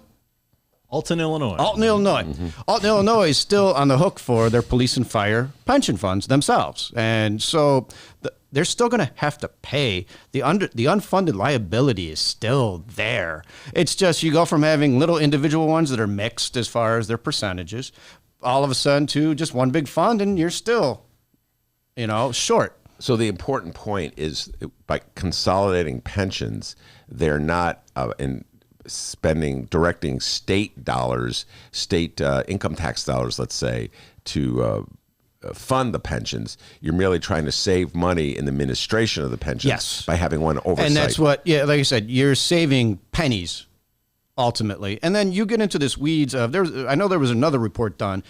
If they consolidated these Article 3 and 4s, it would take 22 years to recoup your costs of the administrative nightmare that this is going to create. 22 years. Okay. And all these other downstate, Peru, Alton, they have like different benefits. They have like the police and fire get hurt a lot on the job. They have disability hearings. They have a lot of different issues amongst these little cities. And now, mind you, some of them are worse problems than others with that. And so that's, like I said, I know more about the state aspect of it. The city aspect, there's been some headlines about what the mayor wanted to possibly include Chicago in on this, which I can't even really speak about because I honestly don't really know what the idea is, what the thought process is. I mean, my very 30,000 foot view on that as well is the muni fund's gotten, I think it's 8.3% returns for the last 33 years averaged. You're not going to beat that as far as a pension fund. The other city funds are the same. We all have our individual state code that governs us as far as what your benefits are and everything. So the city aspect to it, in other words, the city's not even being included in these discussions. No. So when they consolidate, when they take 600 pension funds or 650, whatever it is, and instead of saying we're going to have 650 different oversight bodies, we're going to have just one. The argument is that you're going to save money on administrative costs. And you're saying that it would take 22 years. There was a report done. That be 22 years before you save enough money to make a difference. But this is the typical, political trick of, look, I did something. And I don't really know the angle there. I know this trick. I talked about it earlier in the show before you were here. We'll talk about it later because I'm going to put you on the hot seat and ask you about it. So I was like Alderman and Prerogative. All the problems facing the city of Chicago, I don't think Alderman and Prerogative cracks the top 10. No. Jeff Johnson. It's not. You think of crime. You think of pension obligations. You think of property taxes. You just Alderman and Prerogative is not on the top. What are we talking about? Exactly. We're solving the problem of Alderman and Prerogative. It's like a guy, who's got cancer, but you know what? I'm going to take care of your fingernail, okay? Exactly. And so,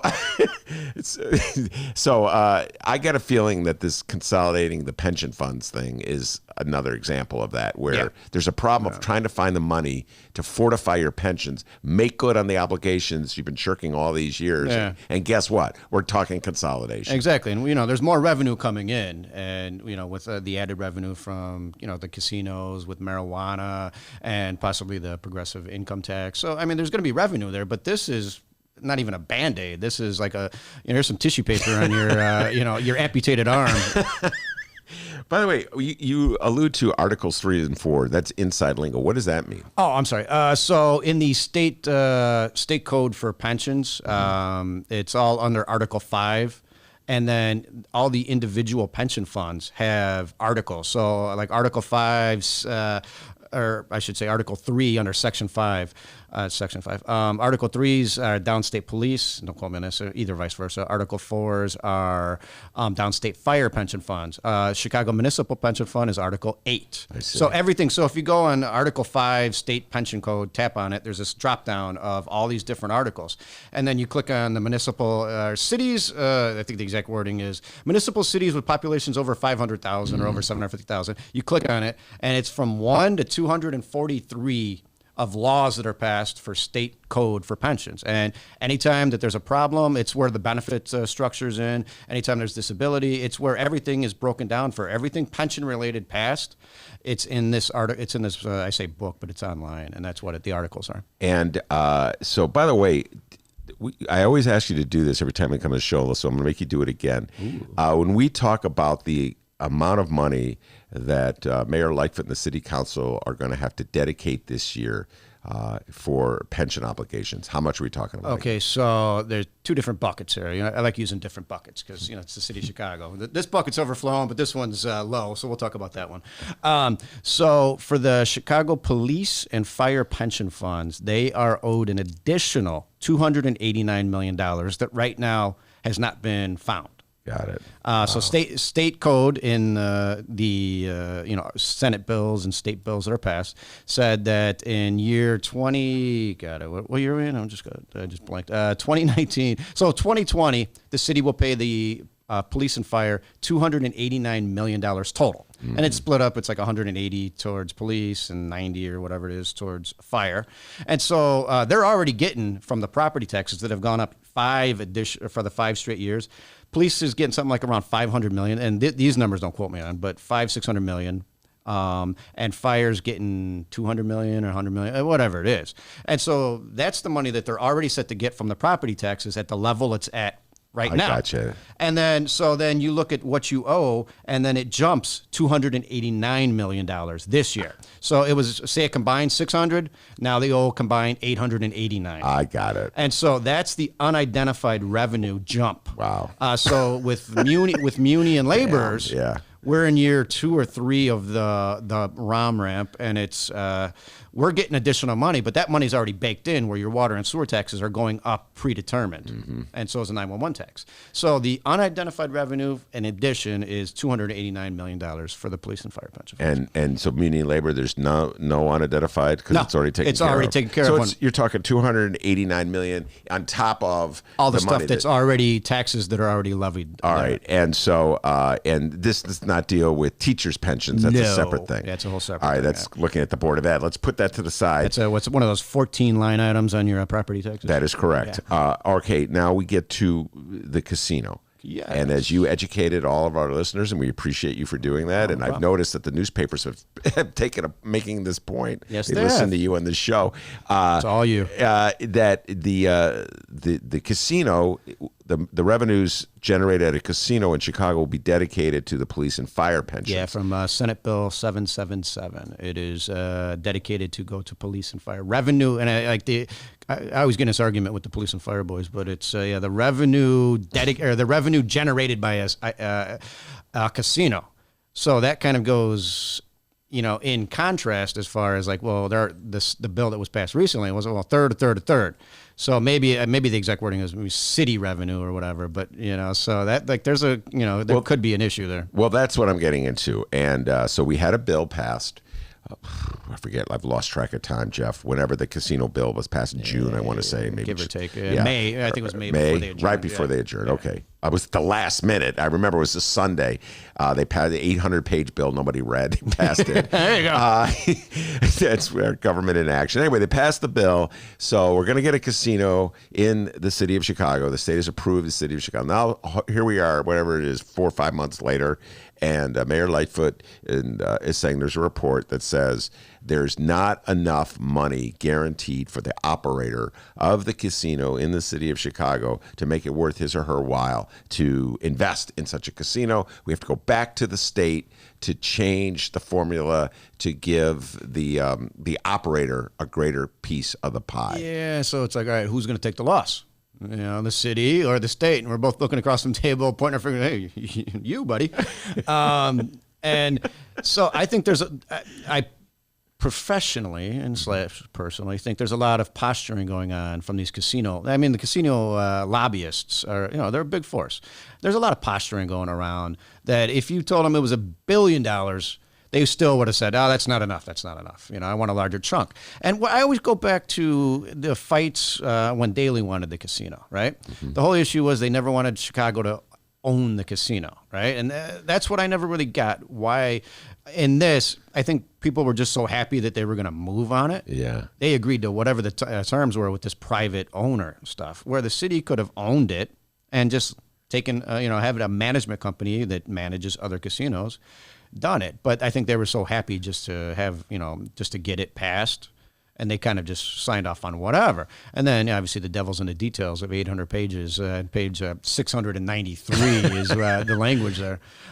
So I don't know how that's really going to play out, to be quite honest with you. Wait, so I hate to sound naive, but my eyes are open. So you're telling me it's the old squeeze play. I don't know if no one in this room is old enough to remember Jackie Gleason and the Honeymooners. The old squeeze play. That's what he would always talk. He was going to squeeze. So what you're telling me essentially is the casino operators realize that Chicago's in a pinch. They're expecting revenues from this casino to pay off it up as running as quick as possible. I'd like to help you out with this casino, but man, there's just not enough money here. Yeah. So who do you think's going to blink in this one, Jeff? Who do you think's going to be the city of Chicago, the state of Illinois? Lori's putting the pressure on the state. Yeah, she wants them to change the formula so she can bring in some casino operator. Yeah, and that's where I don't know. That's going to be one of those 11th hour, I think, blinks. And to tell you right now, I think it's too hard to figure out.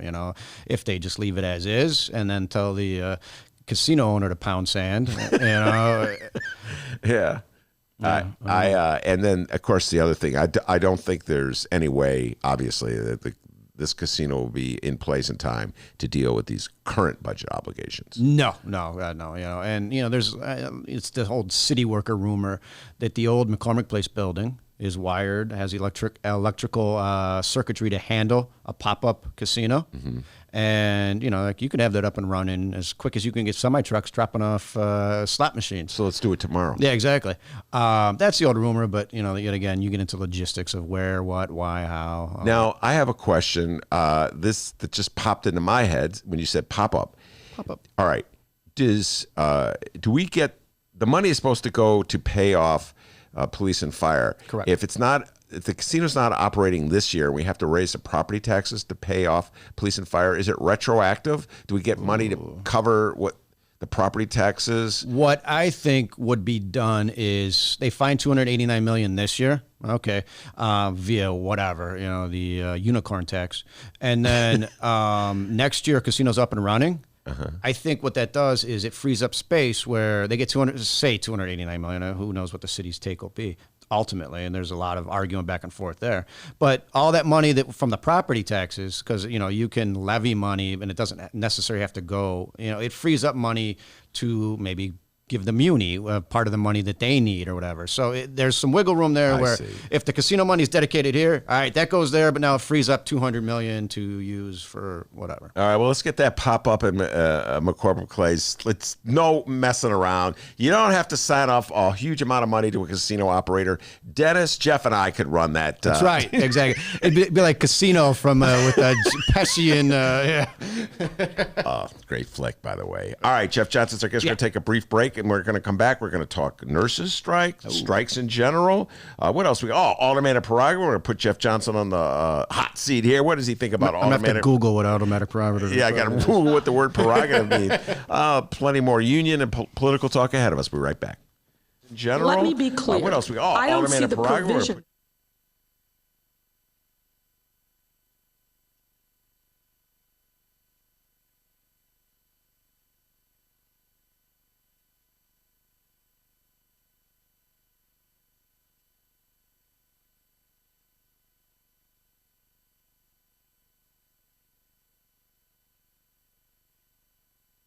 We will institute a $15 minimum wage in Chicago starting in 2021 and not wait till 2025.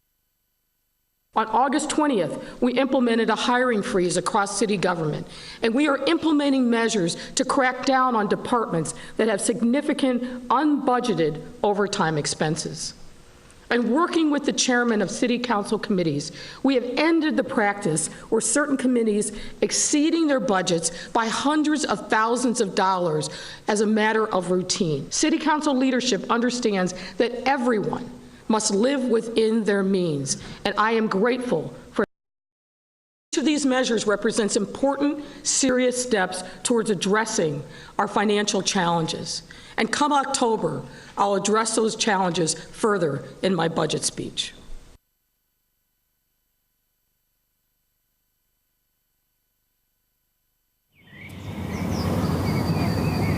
Today's Ben Joravsky Show was brought to you in part by Chicago Architecture Center. Get to know your city on one of Chicago Architecture Center's 65 walking tours. Hear the unforgettable secrets and stories behind Chicago Architecture.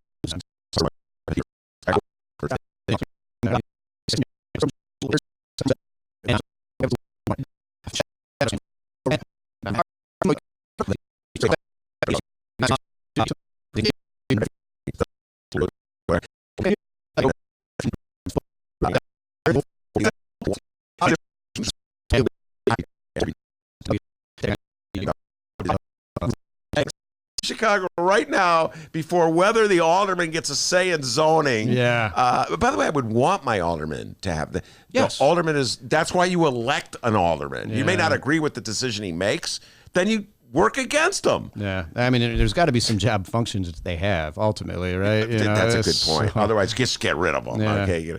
All right, Jeff Johnson, thank you so much. Always fun talking Alrighty. pensions and politics. Jaime Andrade and Dave Feller on deck. We're going to bring them on after this.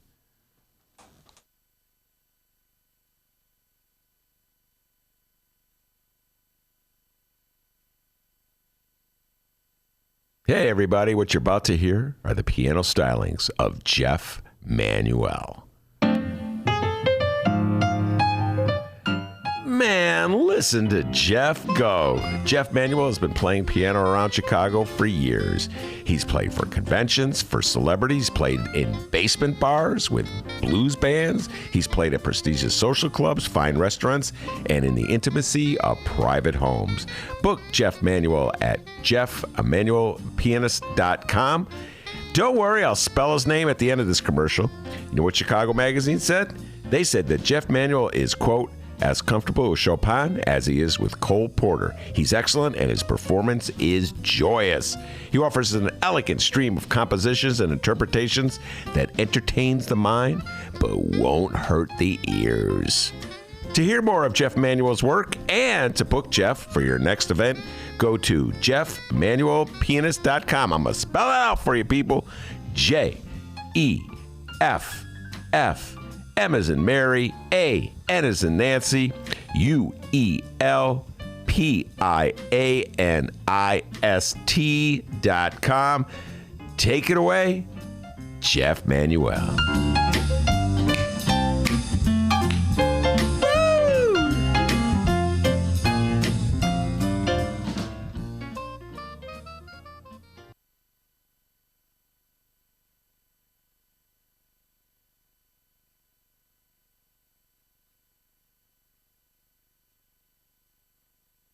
Today's Ben Joravsky Show is brought to you in part by Green Element Resale. It's located at 6241 North Broadway in Chicago, and people, it is amazing. Monday through Saturday, 11 a.m. until 7 p.m. Sunday, 12 until 7 p.m. It's a thrift shop, one of the greatest thrift shops in Chicago, if you ask us. I mean, they are sponsors of the show. That's probably why we're telling you that. But they are amazing, all right? Books, furniture, appliances, lamps, board games, so many things at Green Element Resale. You should go check it out. In fact, I'm at greenelementresale.com at the moment. I'm taking a look at here at what they got to offer at Green Element Resale. Oh, I see a jacket.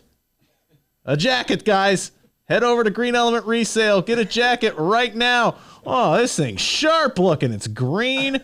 Not sure what the size is, but hey, go to Green Element Resale and find out if it's your size. Oh, there's a clock. I see a clock. Anybody need a clock? Well, go to Green Element Resale and get it.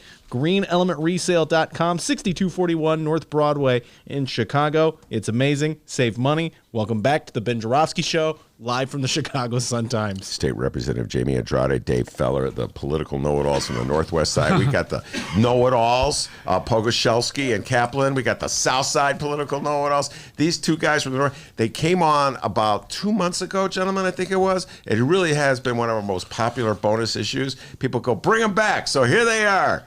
All right. Guys, can we just say something? I just really loved you in Once Upon a Time in Hollywood. Oh, wait, you just look like Brad Pitt and Leonardo DiCaprio. That's correct. Anyway, all right, really briefly, gentlemen, identify who you are maybe people didn't listen to the first interview where we talked at great length about your backgrounds, et cetera, et cetera. So we'll start with you, Mr. Cup fan, over here, Dave Feller. My name is Dave Feller, Northwest Side proud. The hat I'm wearing today is I'm the president of the 38th Ward Democratic Organization. Okay. So. You're driving. I know you're driving Dennis crazy right now by opening it. Look at him. He's all these snacks. I figured. Let me just get out of the way now. We got the loudest ones too. Good Lord, fellas. He's going crazy. Mark Sims brought us. One of our guests brought us all those lifesavers, and then guests would be opening the lifesavers instead of like, the noise. Anyway, and then every time we drink, we're going to be like, yeah, it's going to drive him crazy too. Yeah, good God. Jeez, D, better go get some reefer right now because it's going to be a long show. It's going to be a little bit of a hike for that, though, right? Yeah, you're going to have to take. No, not really. Well, not really. All right, Jamie, introduce yourself to people. I'm the state representative for the North Side, Illinois 40th District, Albany Park, Irving Park, Logan Square, Avondale. Okay. And we're co-hosts also. We have a Facebook Live show called Just a Couple Guys Talking. Okay. And I call you the Northwest Side political know-it-alls, but you call yourself Just a Couple Guys Talking. Just a couple guys snacking. Boy, that really picks up. Yeah. So we're going to... So, Jamie, Miles, our first guest today, Kampf-Lassin, was saying, ask Jamie about the pigeons. And so please explain to everybody what he's talking about. Pigeon Gate. What's going on with you and the pigeons? So it's been like a 2-year, well, it's years and years, but it's a 2-year thing that I'm at now at this point, so I'll make it real short. I don't think we got 2 years, but basically, Old Irving Park, all those neighborhoods, Gipna, they complain all the time about the, I'm just saying, pigeon poop, not what I regularly say, just pigeon poop at Irving Park, Blue Lane Station, which includes Pulaski Avenue, Irving Park. It is so much. Before the first time I cleaned it, it was literally a foot deep. What do you mean? You personally cleaned it? Well, I organize the cleanup and stuff, but I do pay. I actually pay a guy, retired labor, out of my political campaign to keep it clean because everyone was pointing fingers, CTA, IDOT, CDOT. I mean, just you name it. Everyone, no one's getting anything done. So, being from our Almanic office, I said, you know what, I gotta figure it out. When you have those jurisdictional gray areas, it's easy for responsibility to be like brushed off to somebody else. Absolutely. So, 2018, 19, I make some deals, get it going and stuff, and I said, well, you know what, I told CTA, how much money do you need to fix this problem? And so they just threw a number out there, and so it was crazy. I said, you know what? Okay, I'm going to get you more. So I put in $6 million in the budget. But what I didn't know, and this is a fresh mistake, appropriations state of Illinois means nothing. Zero. Nothing. What do you mean? Appropriations means nothing. Wait, you appropriate money for $6 million to clean up pigeons, and the money doesn't get to clean up the pigeons? It goes somewhere else? Appropriations means nothing. It doesn't exist. It's just you can't even wipe your, with that piece of paper. You can't. So I didn't know that. Revenue has to approve it, right? Well, first of all, there's no revenue. There's nothing. All it is, appropriations, all it is ink on a piece of paper. That's all. Wait, all right, hold on now. Here, so how's the money? How does the money get? Isn't that an order, essentially, ordering the money to be dispatched somewhere? No. That's what I thought. Yeah. In the city of Chicago, when something's in the budget, it's real. It exists. Not with the state of Illinois. All it is, okay, Paul, we tricked you. Welcome to the General Assembly. It's in there. Figure out how you're going to get it now. All appropriations is, it gives the agencies and departments the ability to spend. That's all it means. I see. That's why the governor, I never understood Governor Rauner. I said, just let the General Assembly pass whatever you want, sign it, and just don't spend it. Because nothing orders you, and just say, you said $5 million for welcoming centers? Tell your staff, nope. You know what he did? He said zero. That's what they're getting. I'm not spending it. So what happens is I get this, I thought, I'm King Kong. Oh, man, I got, $6 million. And so next thing you know, I was asking former lobbyists, they were former, budget guys. They said, welcome to the General Assembly. So in They other tricked words, there's no state money. They tricked you, Right. and meanwhile the pigeon droppings are piling up. you. Right, they're piling up, everything's going. And so at the end of the day, and I said, no, fool me once, shame on me. Fool me twice, shame on you. I said, I'm not getting fooled a second time. And plus, I said, now you got a new governor in there. I said, I need help. So then what happens is, okay, I finally get it appropriated, and then I start working. I meet with IDOT and everything. IDOT says, good job, kid. You can't use that money for appropriations because it's tied to certain bonds. So that means you could only use it for construction. So, I said, well, I still want the money. He goes, well, you don't have any. It doesn't exist. I go, but then they finally figured I'm not going away. And then what happens is RTA tells CTA, listen, okay, you're just going to have to steal from Peter to pay for Paul. If Jaime wants his $6 million, then you're going to have to steal you're going to cut another budget. I said, no. And so finally, August 22nd, long story short, I finally, after they figured I'm not going away, August 22nd, RTA is just a pass-through. RTA is just a pass-through. So finally, the governor releases the money. He releases it, and they go. As I said, they first released $3 million. I said, it's not $6. I said, you need to do it twice. So finally, they release it. So have they cleaned up the station? No, because they said I can't use the money for pigeon poop. So I said, I still want it. So they're going to give me. So what CTA is going to do with the money is replace the escalator they took, get another escalator, and so then you're going to replace the escalator. Yeah, because the problem is the pigeon poop, not the escalator. Right, and so now I'm at All and so right, okay. Then I get pooped down while there, and it went viral. It went national. It went global. I said, it went global. Someone was like, why would it go global? I said, why wouldn't it? Who doesn't enjoy watching a politician get, on? That's hilarious, man.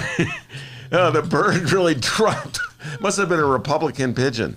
Yeah. It was a Ken Duncan fan. That's an inside joke. Jamie one time took Ken Duncan's. Anyway, it's a long story. All right, let's get you guys on the record here on Automated Prerogatives. It's sort of the topic of the day. Dave Feller, I'm going to throw it at you. I say it's a made-up issue. It's a contrivance. It's not even. First I said not even the top 10 problems in the city of Chicago. I've now broadened that, as Jeff Johnson was leaving the building, to top 20 issues in the city of Chicago. It proves that the people in the city of Chicago will talk about absolute anything to avoid dealing with anything of importance that we face. Do you agree or disagree with me? I know you're looking for controversy and you want a little back and forth. I happen to agree with you on this issue. No, I'll tell you. Yeah. It's not only is it a made-up issue, I think there's people that are involved in wanting to have the issue in front of people. Look, every mayor that comes in, they want to centralize control of whatever. Mm-hmm. This has gone back. The only mayor that probably didn't do it was Kennelly, but Richard J. did it. Byrne did it. Blandick did it. They all tried to do that. Richard M. really did it.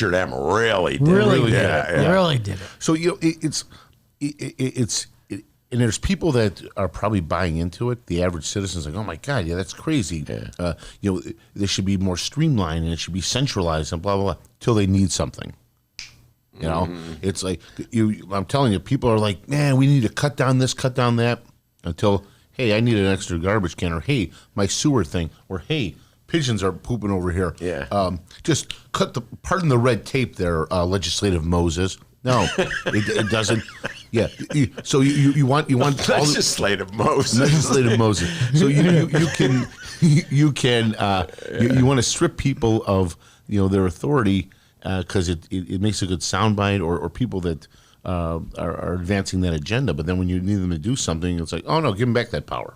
Do you see it the same way, Jamie? Working at Almond's office 20 years, I got to. That was a yes or no. That was a yes or no. Yeah. I think it's a very touchy subject. It is just a very touchy because the issue is the people come and blame the alderman, not city council and the mayor. Sidewalk Cafe, alderman has to approve it. does business licensing know that cafe is out there until 2 or 3 in the morning? No. So the prerogative is not up to you who gets it. This just happened. And Alderman wanted to put diagonal parking in his new office, but you had to cut down some trees. They said, nope, you don't get any discretion no more. You don't get to decide to cut down a tree.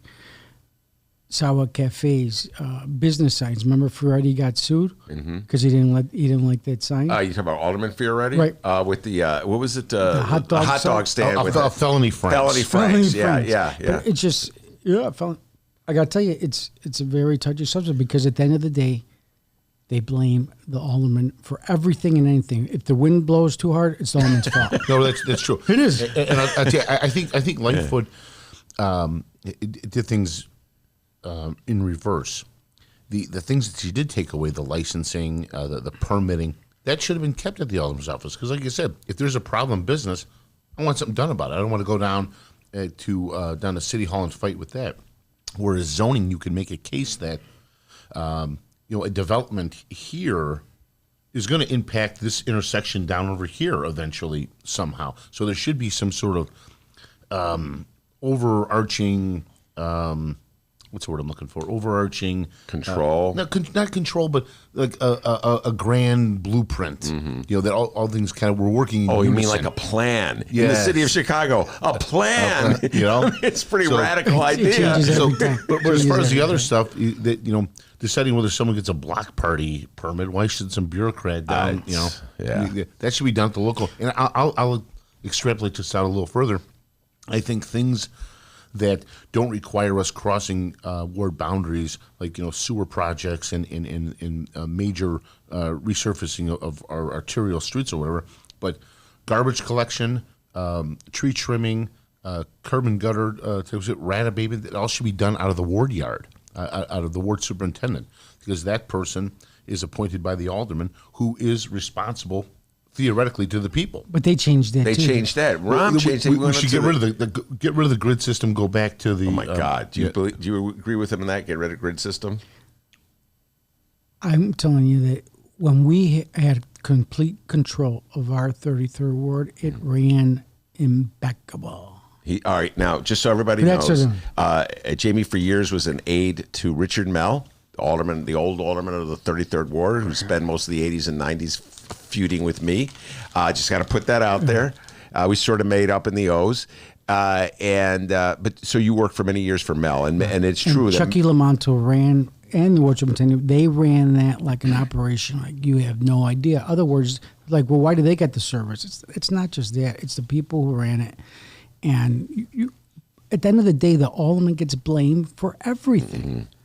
Yes, maybe I don't know if it's more efficient. It wasn't more efficient than how 33rd was ran because you had experience.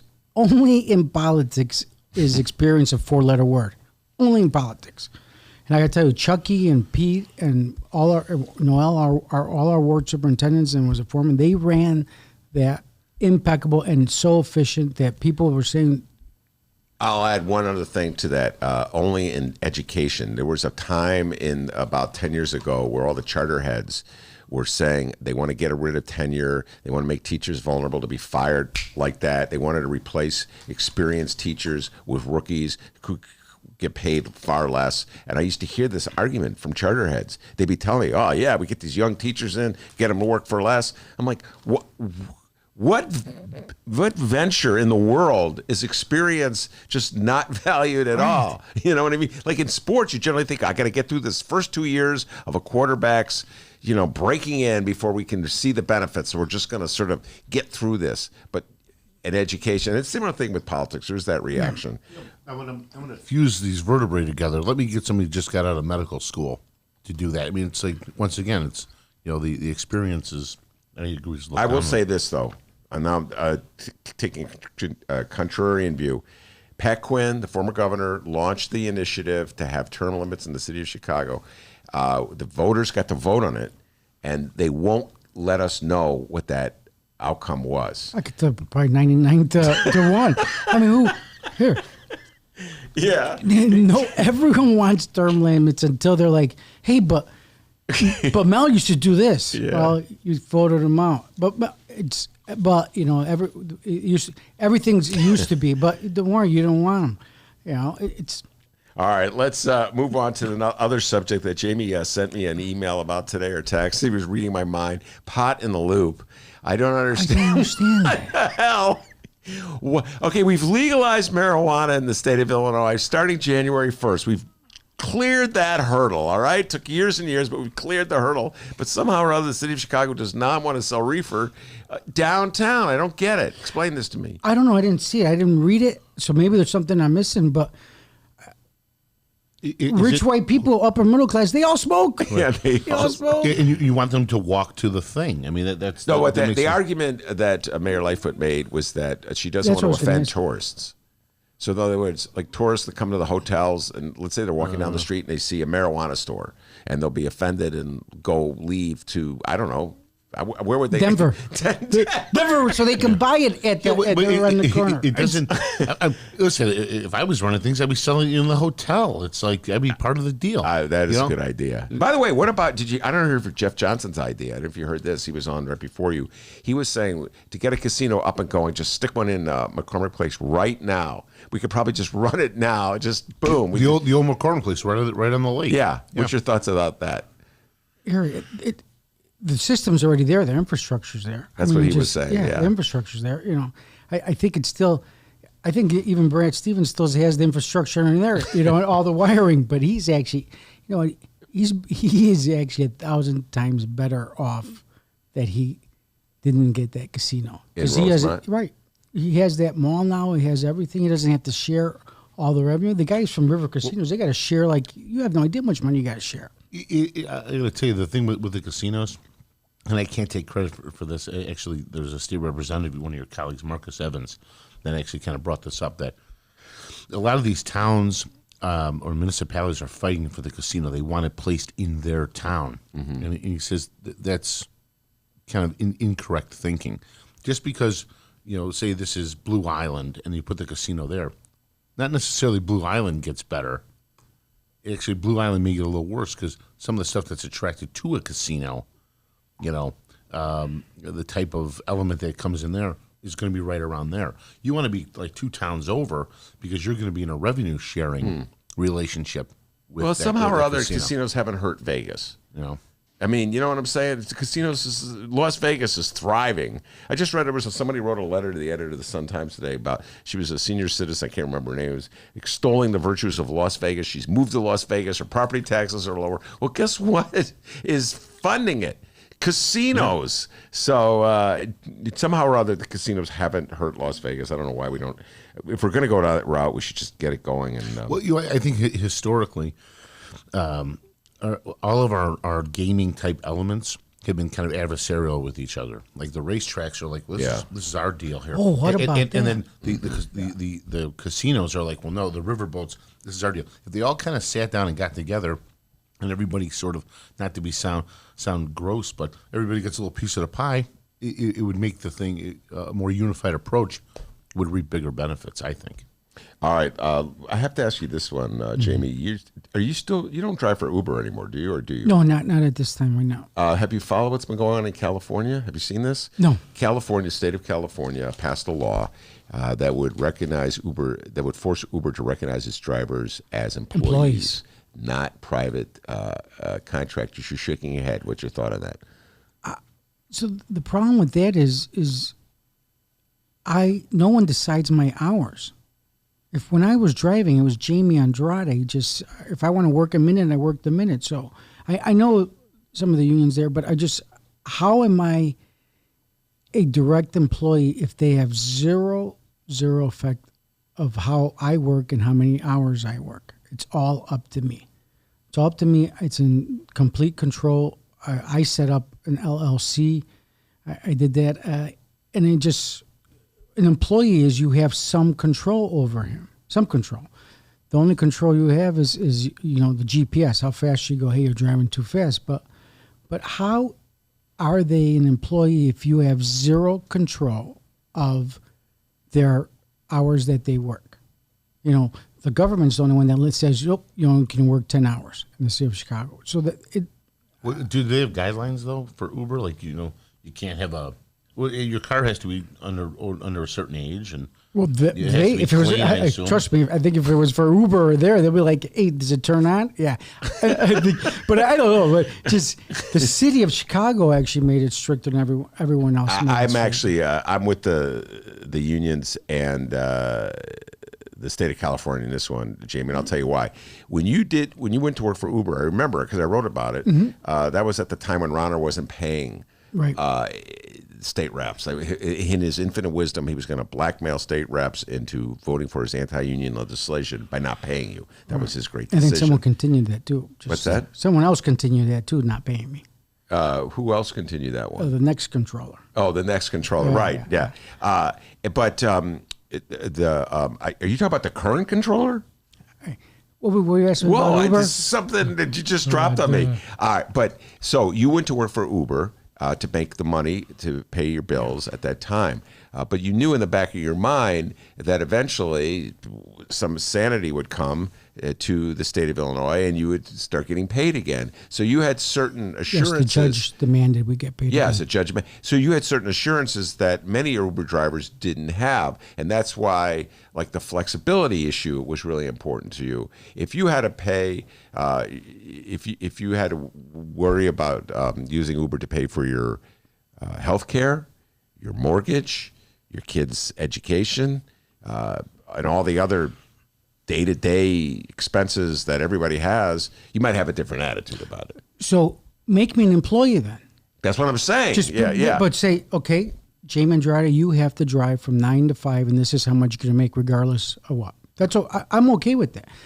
Then I'm an employee. Yeah. Make me an employee. That's what the law does. Right. Then, I have no issues with that. It's either that there, but I would have to say there's 80, I think someone told me there's 80,000 people eligible to drive as Uber and Lyft drivers or whatever, ride sharing.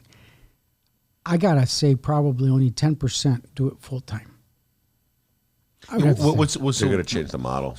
So in California, so they want to become unionized? Well, there is a movement to unionize the Uber and Lyft drivers. They're almost like getting ahead of themselves.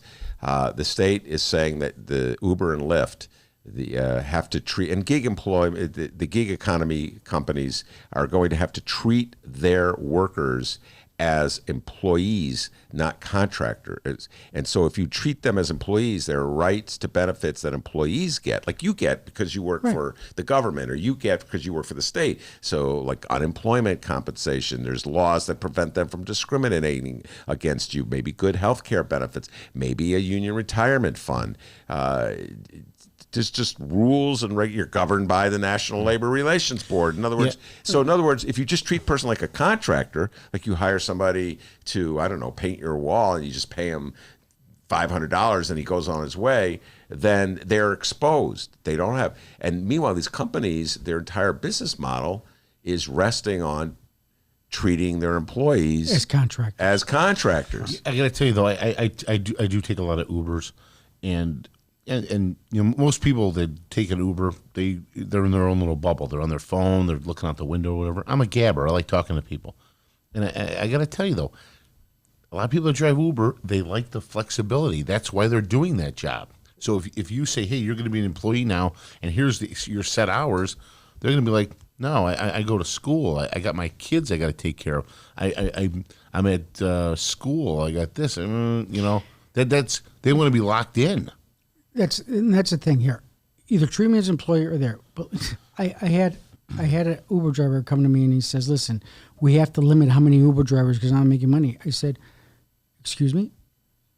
He goes, "Yeah, but there's too many of us drivers now." I said, "You didn't care about that when you took the job away from the taxis." That's a very good point. I said, "Wait a second." I said, "Don't be a hypocrite." He goes, "What, you call me a hypocrite?" I said, "Yes. You did not care. Yes. You did not care about the taxi drivers." So correct. And so now you want me to limit how many Uber drivers there are? I said, you know what I'll do? Why don't we just get rid of all ride sharing and then we'll go back to the taxis? Is that what you want? He goes, well, no, not that. I just want you to help me. I said, oh, okay. No, Well, sorry. you're getting at a very basic point. People are looking out for number one. Right. And it's really hard to come up with public policy when everybody's just looking out for number one. But no, in general, Dave, I think that that's not a sustainable industry that people can raise a family on, that people can thrive on, and that so if you have a total industry that's based on what, as Jaime was just saying, unlimited people can work there. Who cares what impact it has on taxi cab drivers? Who cares what impact? Then I don't know. It's kind of hard to build, like, to have a thriving city or state or town. I mean, listen, I agree with you. I mean, unfortunately, just when you say how looking out for number one, when I look out for me, where you live, you can walk out and your options are flush. You got public transportation, you have a taxi cab, or you have Uber. Where I live, which is not that far from you, there are no taxi cabs. If Uber and Lyft didn't exist, I don't have taxi cabs either anymore. In fact, it's funny because I don't even have the Uber or Lyft app. I'm way behind at times.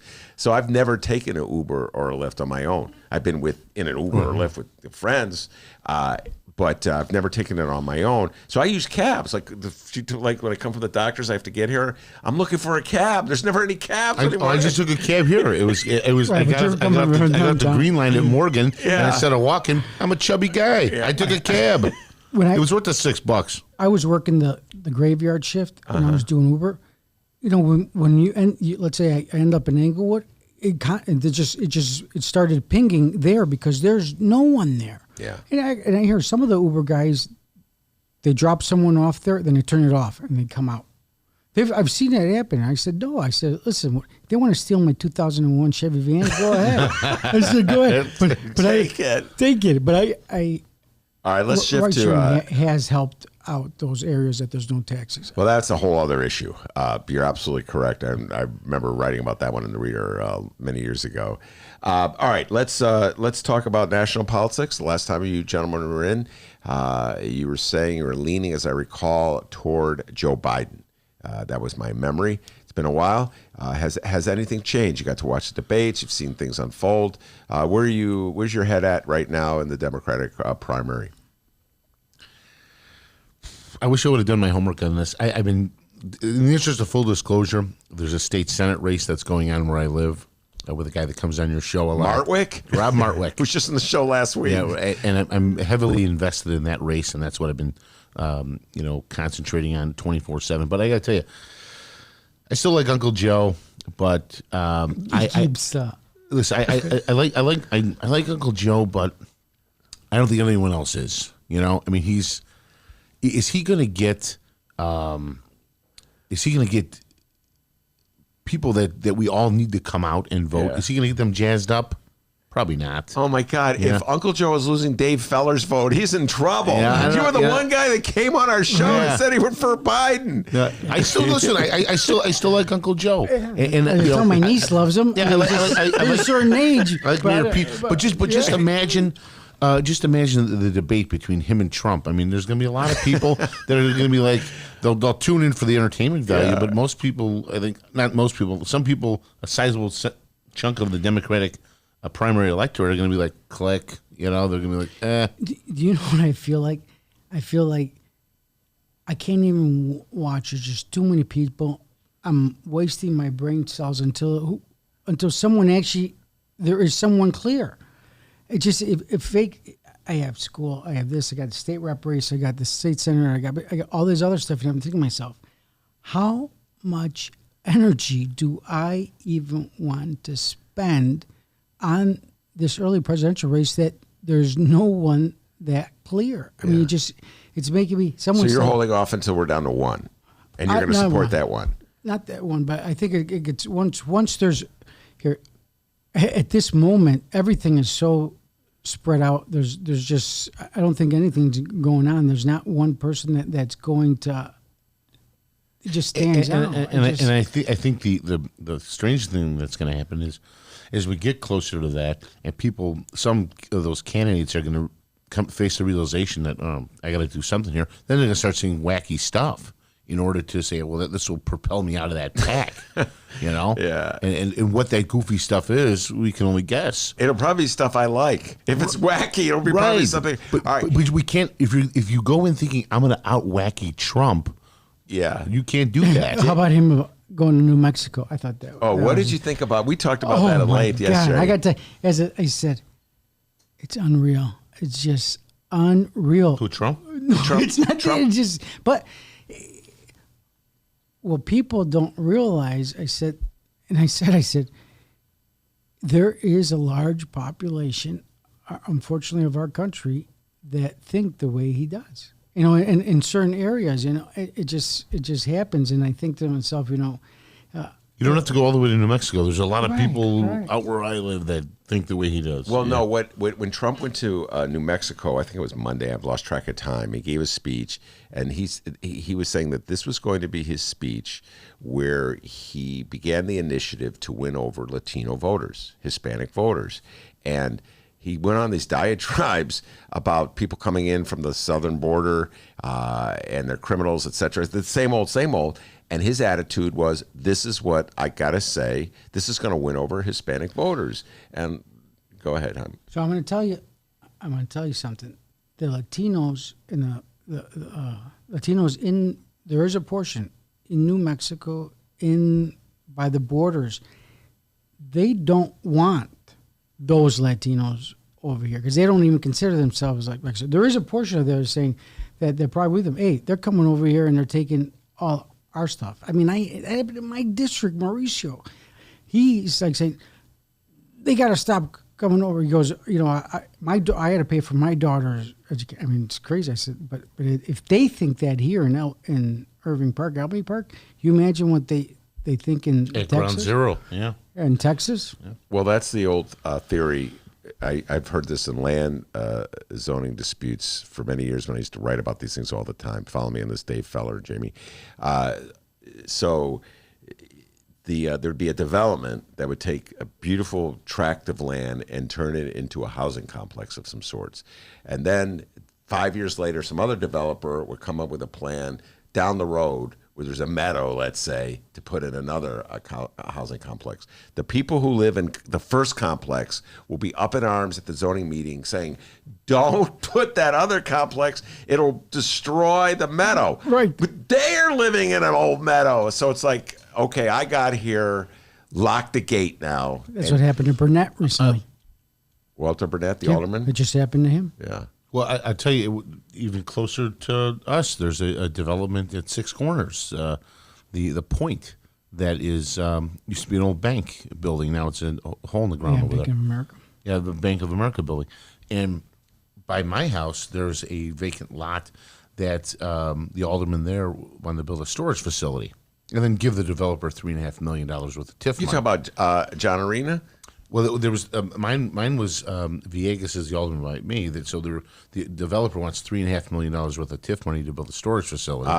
Okay. By me. Yeah. So all these people, and there's a little subcontext there. All these people that were anti-John Arena people were saying, yes, you should use that TIF money for development. It's great. That's a great idea. This is an economic engine. I don't know how a storage facility is going to be an economic engine, but whatever. Yeah. But now the thing over at the Point, because John Arena was for that thing, they're against it, and they're saying, oh, my God, this development is ridiculous. There should be no development. I'm like, it's the exact same people just flip-flopping on two different parcels. What we have to do, we're going to have to bring John Arena in the studio when you're here and have a debate. How about that? You can debate that issue. Would you be up for that? Yeah. I mean, you know, it's a kind of an old issue. I'm not, see, here's the thing. Those people that were coming over to my neighborhood and telling me what it should be built by me, I don't go over by them. I don't live by Six Corners. I live by, by Addison and Austin. So, yeah, not a million miles away, but I don't live there. So I'm not going to go stick my nose in that stuff. Whereas those people had no problem doing that. All right. What was the Alderman Burnett thing you were alluding to? Alderman Burnett, there was a zoning meeting he had, and then they came after him at a meeting, and they said, listen, oh, yeah, but you took donations for him. The guy's like, listen, I don't need this. They got a bluff. He goes, you know what? the building behind you was yelling at me for letting your building being built. Yeah. I said, so now... Is this the lakefront thing where it's going to be built? No, that one's a different one. That's a different one, too. one, yeah. But that one, too, their members... Oh, no, that lakefront thing that you're talking to is going to be... We'll have to bring you back to talk about that one. I think you're talking about the one that's just west of Soldier Field. Is that what you're alluding to? There's going to be a huge fight over that deal. No, I think you're talking about the one right by like Waveland, right? Yeah. Oh, okay. We got so many development deals flying around here. Here, everyone's okay once there's a building, but no one wants it until there.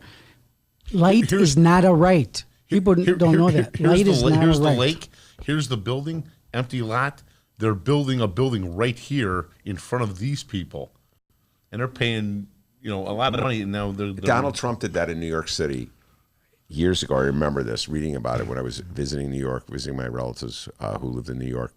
Donald Trump did that. He built a building that blocked another building's view, and they fought him in court. He prevailed. He was able to build his building. Yeah. But the concept of light is not a right. It's not. Jamie, you're not going to win many aldermanic elections articulating No, I'm just, I don't want to be on, but I'm just telling you, I just saw it. Yeah. People believe it's a right. Yeah. Light, there's a difference between light and there's a difference between view. So people think they're saying, "Oh no, I want light." No, you don't. You don't want light. You want to be able to look at the lake, but you didn't. It's not in your covenant that nothing's going to be built there. So there's a big difference. There's a big difference. Yes, you have to have zoning code and building code makes you have to have a window, but it doesn't say you have to have some coming through it. So it's not my opinion. I'm just saying what the courts have said. All right, very good. We've pretty much run down the list. I see the clock. We got to get out of here. Jaime Andrade and Dave Feller, tell folks where they can follow you on Facebook, your show, Just a Couple of Guys. Where can they follow? Well, they can find my page, David M. Feller, or on my page too, Jaime Andrade. We do a show. It's called Just a Couple of Guys Talking, Facebook Live show. It's shared on both of our pages, and hopefully our friends share it. Right. Hopefully. Maybe we could have you come out to the Golden Nugget at some chicken rice. At Tripp and Irving. Get some, what did you say? Chicken what? Cream and chicken rice. Oh, I love cream and chicken rice soup. Are you kidding me? I'm there. I think I've been to that Golden Nugget, actually. Yeah. I got 3 of them in the district. Anyway, Jaime Andrade, Dave Feller, thank you very much. Also want to thank Jeff Johnson. He did a great job, as he always does, breaking down pensions. Miles Kampf-Lassin was in the show earlier. He's a big fan of yours, Jamie, and he knew all about the pigeon thing, and I didn't even know about it. So but there I you want go. to have the whole of the show, but a question. I wanted your opinion on something later on, but I got to figure that out because I don't understand it. So hopefully you'll be able to make me understand it. What does it have to do with? Tax credits. Tax credits. Because, oh my God. Yeah, and the TIF tax credits. I can talk about that all. I understand it, but I don't see it like other people see, but I'm curious to see it. All right, I'll get to that some other time. And, of course, I want to thank the man, the myth, the legend, the pride and joy of Alton, Illinois. Back home in Alton, they call him White Lightning because he's so fast. Madison County. Madison County, now 618. I can have my Cheeto. Now he can eat his Cheetos. Give yourself a raise. Take it out of petty cash, Dr. D. See you tomorrow, everybody. And remember, you can download previous Ben Joravsky shows and Benny J bonus interviews at both Chicago Sun-Times and Chicago Reader websites, chicago.suntimes.com/pages/Joravsky, chicagoreader.com, and wherever else you download podcasts. Downloaders, we live stream this show, right? It's true. Tuesdays through Fridays, 1 until 3 p.m. Central Time at both Chicago Sun-Times and Chicago Reader websites, the Chicago Sun-Times YouTube channel, and we're now Facebook live streaming at Benny J Show, BENNY, the letter J Show, JORA, V as in victory, SKY.